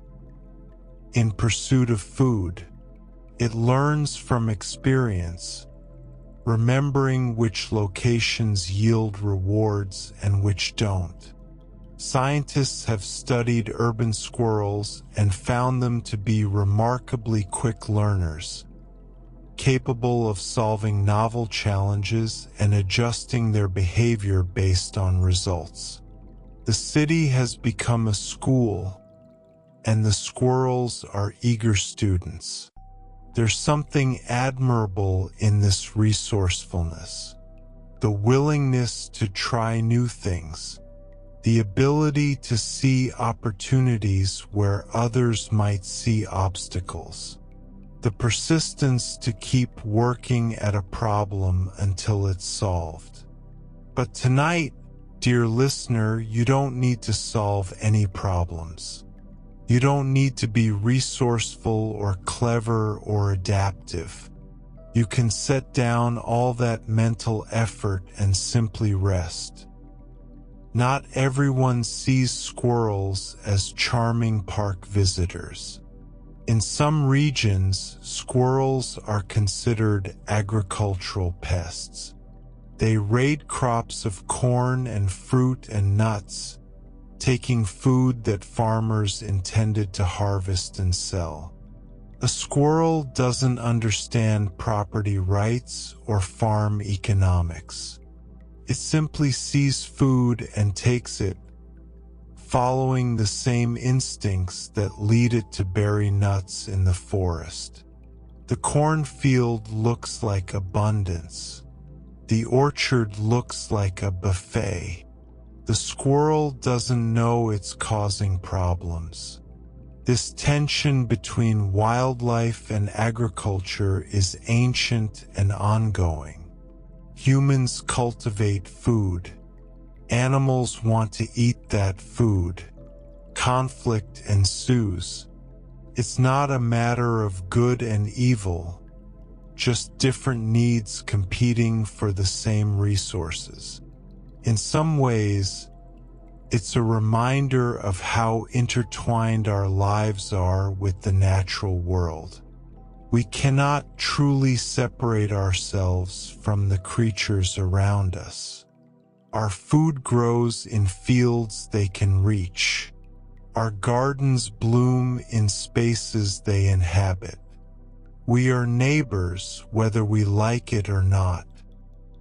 Humans have sometimes introduced squirrels to areas outside their native ranges. Whether intentionally or accidentally, squirrels have been transported to new places, new continents, new ecosystems they never evolved in. The results have been mixed. In some places, introduced squirrels have thrived, perhaps too well. They sometimes compete with local species for food and nesting sites. They can change the balance of ecosystems in ways both subtle and significant. What seemed like a harmless introduction becomes something more complicated. The gray squirrel in Britain, for example, was brought from North America. It has thrived so successfully that native red squirrels have declined dramatically, outcompete for resources, affected by diseases the grays carry. It's a cautionary tale about unintended consequences, about how actions taken without full understanding can ripple outward in unexpected ways, about how even something as seemingly innocent as releasing a few squirrels can change a world. But it's also a reminder of resilience, of life finding a way, adapting to new circumstances, continuing despite everything. The squirrels didn't ask to be moved. They simply lived as best they could in the places they found themselves. In this segment, we explored how squirrels survive the challenges of their world and adapt to changing circumstances. We learned that male squirrels can detect females in heat from up to a mile away, following invisible scent trails through the forest. We discovered that flying squirrel young develop remarkably fast, able to forage on their own by just 6 weeks of age. We explored the different ways squirrels meet winter, some hibernating in deep torpor, others remaining active and relying on stored food. We marveled at the Arctic ground squirrel, which can let its body temperature drop below freezing during hibernation, one of the most extreme survival strategies among warm-blooded mammals. We learned that harsh winters can cause squirrels to lose up to 25% of their body weight, a testament to both the difficulty of survival and the resilience that carries them through. We celebrated the adaptability of squirrels, thriving in environments from dense forests to small urban parks. We saw how urban squirrels have learned to live alongside humans, becoming bold park visitors who exploit bird feeders, garbage bins, and generous handouts. We acknowledged the tensions that arise when squirrels raid agricultural crops, a reminder of our interconnection with the natural world. And we reflected on the introduction of squirrels to new regions, with all the unintended consequences that can follow. Seasons and survival, adaptation and resilience, the surprising relationships between squirrels and humans, for better and for worse. These small creatures navigate a complex world with remarkable flexibility, meeting challenges we might never imagine. Somewhere out there, squirrels are surviving another night, hibernating in frozen burrows, huddling in leafy nests, perhaps even exploring a quiet urban park in the moonlight. And you are here, warm and safe, so very close to sleep. More gentle facts remain, waiting for whenever you need them. But perhaps you don't need anything more tonight. Perhaps you're ready now to let go completely, to surrender to sleep, to drift away into dreams. Just breathe, just rest, just be. You've traveled so far through the gentle world of squirrels, through facts and images, through moments of wonder and whispers of peace. And here you are, still floating, still drifting, still resting in the soft embrace of the night. Perhaps you've been asleep for some time now, these words weaving themselves into dreams of forests and furry creatures. Perhaps you're hovering at the very edge of sleep, ready to tip over into that peaceful darkness at any moment. Perhaps you're simply resting deeply, more relaxed than you've been in a long time. Wherever you are, you're exactly where you should be. You've done everything right. You've given yourself this gift of rest, and that gift is still unfolding, still deepening, still working its quiet magic. Let's take one more breath together, perhaps the last conscious breath before sleep claims you completely. Breathe in slowly, feeling your chest rise one final time with gentle intention. Hold that breath like something precious, and release it completely, fully, letting everything go. Feel how your body has become one with rest itself. Feel how the boundaries between waking and sleeping have dissolved into something soft and warm.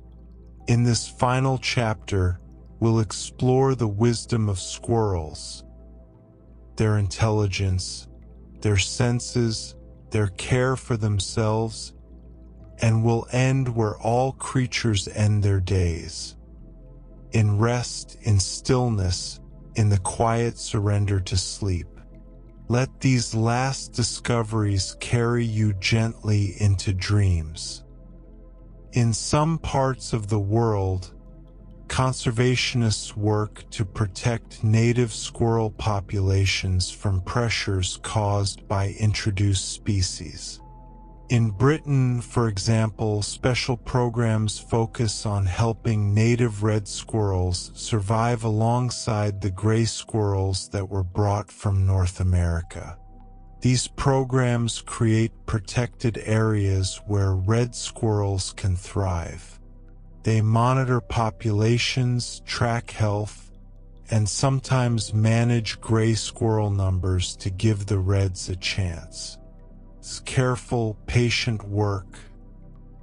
The work of people who care deeply about preserving the balance of nature. There's something hopeful in these efforts. The recognition that every species matters. The commitment to undoing, as much as possible, the unintended consequences of past actions. The belief that it's worth trying to help. Conservation is an act of love. Really, love for the natural world. Love for creatures that cannot speak for themselves. Love for future generations who might still see red squirrels in the wild. Throughout human history, people in various cultures have hunted squirrels. For meat, which provided sustenance in lean times. For fur, which provided warmth in cold winters. Squirrel pelts were once commonly used in clothing and trim. Their soft fur valued for its texture and insulating properties. This hunting was part of how humans lived close to the land, using what nature provided, wasting little. The squirrel gave its life, and in return, a family stayed warm, stayed fed, stayed alive through another winter. It might seem harsh to modern sensibilities, this hunting of the creatures we now watch with such affection in our parks. But it's part of the long relationship between humans and squirrels. A relationship that has taken many forms over thousands of years. Today, most of us relate to squirrels differently. We watch them rather than hunt them. We feed them rather than trap them. The relationship has changed, as so many things change with time. And relationships change in your life too, dear listener. What was once one thing becomes another. People and circumstances shift and evolve. This is natural. This is how life works. Like all living creatures, squirrels can suffer from diseases and parasites. Mange can affect their fur and skin. Internal worms can take up residence in their digestive systems. Various ailments can weaken and challenge them. But many squirrel populations remain remarkably healthy. Their immune systems, honed by millions of years of evolution, fight off threats. Their grooming habits, which we'll explore soon, help keep parasites at bay. Their active lifestyles promote overall well-being. Sickness is part of life, but so is health. Struggle is part of life, but so is thriving. The squirrel faces challenges to its body, meets them as best it can, and continues living. Your body faces challenges too, dear listener. It works constantly to maintain your health, fighting off threats you never even notice, keeping you alive and functioning through countless small battles you're never aware of. Trust in your body's healing wisdom. It knows what to do. It's doing it right now, even as you drift towards sleep. You're in good hands, your own body's hands. Let yourself trust that completely. Different squirrel species have very different lifespans. Some small wild squirrels may live only a few years, their brief lives burning bright and fast. Others, particularly those in protected environments, can live over a decade. Long lives for such small creatures. A few years or many years. Brief or extended. Each squirrel life is complete in itself, regardless of its length. Each one filled with climbing and foraging, with burying nuts and building nests, with the simple routines of squirrel existence. We don't know how long we have, any of us. Squirrels don't contemplate their mortality. They simply live day by day, moment by moment, doing what squirrels do. And perhaps there's wisdom in that. Not dwelling on how much time remains, but simply being present to the time that is. Not worrying about tomorrow, but living fully today. Squirrels are considered intelligent animals. Scientists have observed them solving complex problems, navigating elaborate obstacles, figuring out challenges that would stump many other creatures. Watch a squirrel try to reach a so-called squirrel-proof bird feeder sometime. It will try one approach, fail, try another, adjust, experiment, persist, and often eventually succeed. The feeder's designers were clever, but the squirrel is clever too. This intelligence serves squirrels well in the wild. Finding food requires problem solving. Escaping predators requires quick thinking. Navigating the three-dimensional world of the treetops requires constant calculation and adjustment. The squirrel's brain, small as it is, holds remarkable capabilities. Memory and learning, spatial reasoning, the ability to plan, at least in simple ways, for future needs. And your brain, dear listener, is far more remarkable still. It has carried you through every challenge you've ever faced. It has learned and grown and adapted throughout your life.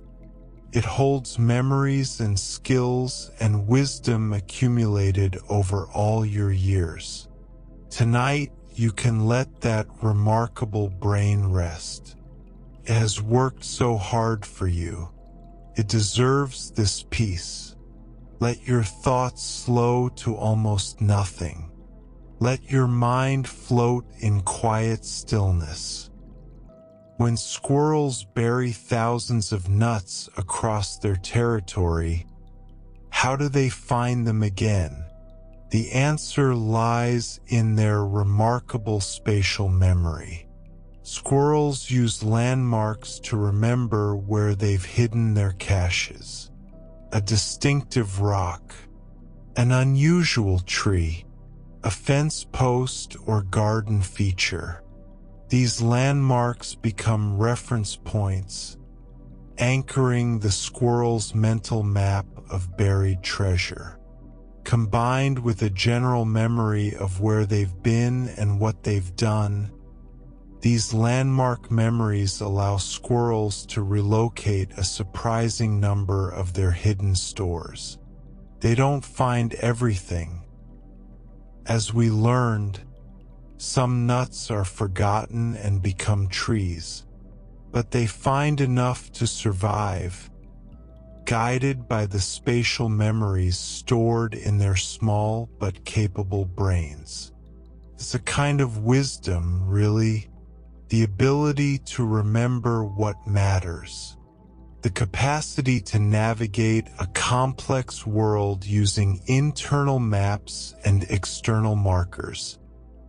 Here's a detail about squirrels that you might not have known. Many species have whiskers not only on their faces, those sensitive bristles around their noses and mouths, but also on their legs. These leg whiskers help squirrels sense their surroundings while climbing. They detect the texture of bark, the proximity of branches, the width of gaps. They provide information that eyes might miss, especially in dim light or when attention is focused elsewhere. Whiskers on the legs.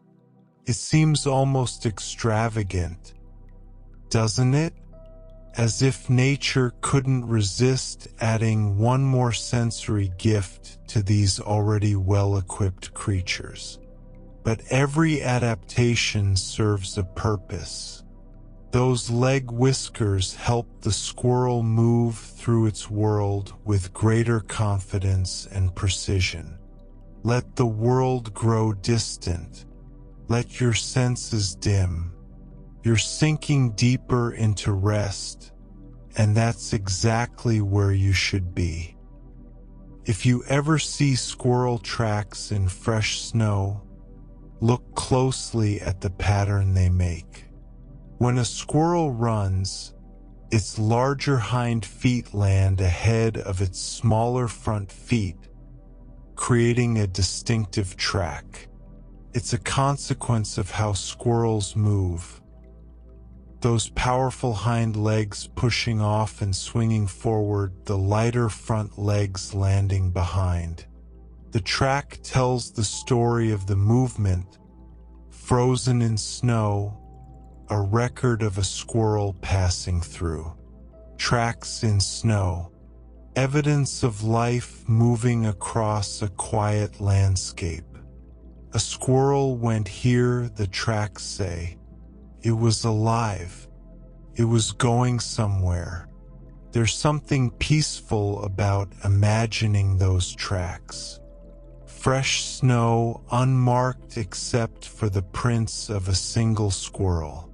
Silence, stillness, the cold, clean air of a winter morning. You're so still now, so beautifully, peacefully still. That's exactly right. Squirrels take good care of themselves. They groom frequently, using their paws and teeth to clean their fur, remove dirt, and eliminate parasites. It's a form of self-maintenance, a routine of care that keeps them healthy and comfortable. Watch a squirrel grooming sometime. The way it sits up and runs its paws through its fur. The careful attention to different areas of the body. The thoroughness and patience of the process. It's almost meditative to observe. This grooming isn't vanity. It's survival. Clean fur insulates better. Removed parasites can't cause disease. The squirrel that cares for itself is the squirrel that thrives. And self-care matters for you too, dear listener. Not just grooming, though that's part of it, but all the ways you maintain your well-being. Rest is one of the most important forms of self-care. Sleep is how your body cleans and restores itself, how your mind processes and heals. You're engaging in self-care right now simply by resting, by giving yourself this time, by allowing yourself to drift towards sleep instead of pushing through exhaustion. Be proud of this care you're giving yourself. It matters. It helps. It's exactly what you need. And now we come to our final fact. The 100th wonder in our gentle journey through the world of squirrels. Squirrels often line their quiet evenings with rest. As daylight fades and the forest settles into sleep, They curl into their nests, those soft, warm spaces they've built and lined with such care. They wrap their bushy tails around their bodies. They close their bright eyes, and they let the day go, surrendering to the peace of night. The forest grows dark. The sounds of day fade into the sounds of night. Somewhere, an owl begins its hunt. Somewhere, a fox moves through the underbrush. But the squirrel is safe in its nest, resting, dreaming, waiting for the dawn. This is how it has been for millions of years. Squirrels resting as darkness falls. A pattern as old as the species itself, as natural as breathing, as inevitable as the turning of the earth. And you are part of this same ancient pattern. You are a creature of the day, resting as night falls, doing what countless generations before you have done. You are connected to every being that has ever slept, every creature that has ever surrendered to the peace of darkness. Let yourself join that great community of rest. Let yourself become part of the ancient rhythm of waking and sleeping, day and night, activity and stillness. The squirrels are resting now, somewhere out there in the darkness, and you are resting here in your own nest, your own safe space, your own soft bed. Let the day go completely. Let everything go. There is nothing left to do, nothing left to learn, nothing left to think about. There is only rest. There is only peace. There is only sleep. Close your eyes if they aren't already closed. Feel the weight of your body so heavy, so relaxed. Feel your breath so slow, so gentle. Feel the peace that has settled over you like a soft blanket. You are ready for sleep. Sleep is ready for you. Let it come. Let it take you. Let yourself go. And so we come to the end of our gentle journey through the world of squirrels. In this final chapter, we explored the care that humans give to squirrels, the conservation programs protecting native species from introduced competitors. We acknowledged the long history between humans and squirrels, including times when they were hunted for meat and fur. We learned that squirrels, like all creatures, face diseases and parasites, yet many populations remain healthy and thriving. We discovered that different squirrel species have very different lifespans, from just a few years to over a decade. We celebrated their intelligence, their ability to solve complex problems and learn from experience. We marveled at their spatial memory, using landmarks to relocate thousands of buried caches. We learned about the whiskers on their legs, those extra sensors helping them navigate their climbing world. We pictured their tracks in fresh snow, hind feet landing ahead of front feet in their distinctive running pattern. We watched them groom themselves, that careful self-maintenance that keeps them healthy. And finally, we joined them in their nests as evening falls, curling into warmth and softness, surrendering to the peace of night, resting as all creatures rest when darkness comes. 100 facts about squirrels, 100 small wonders, 100 gentle steps on the path towards sleep.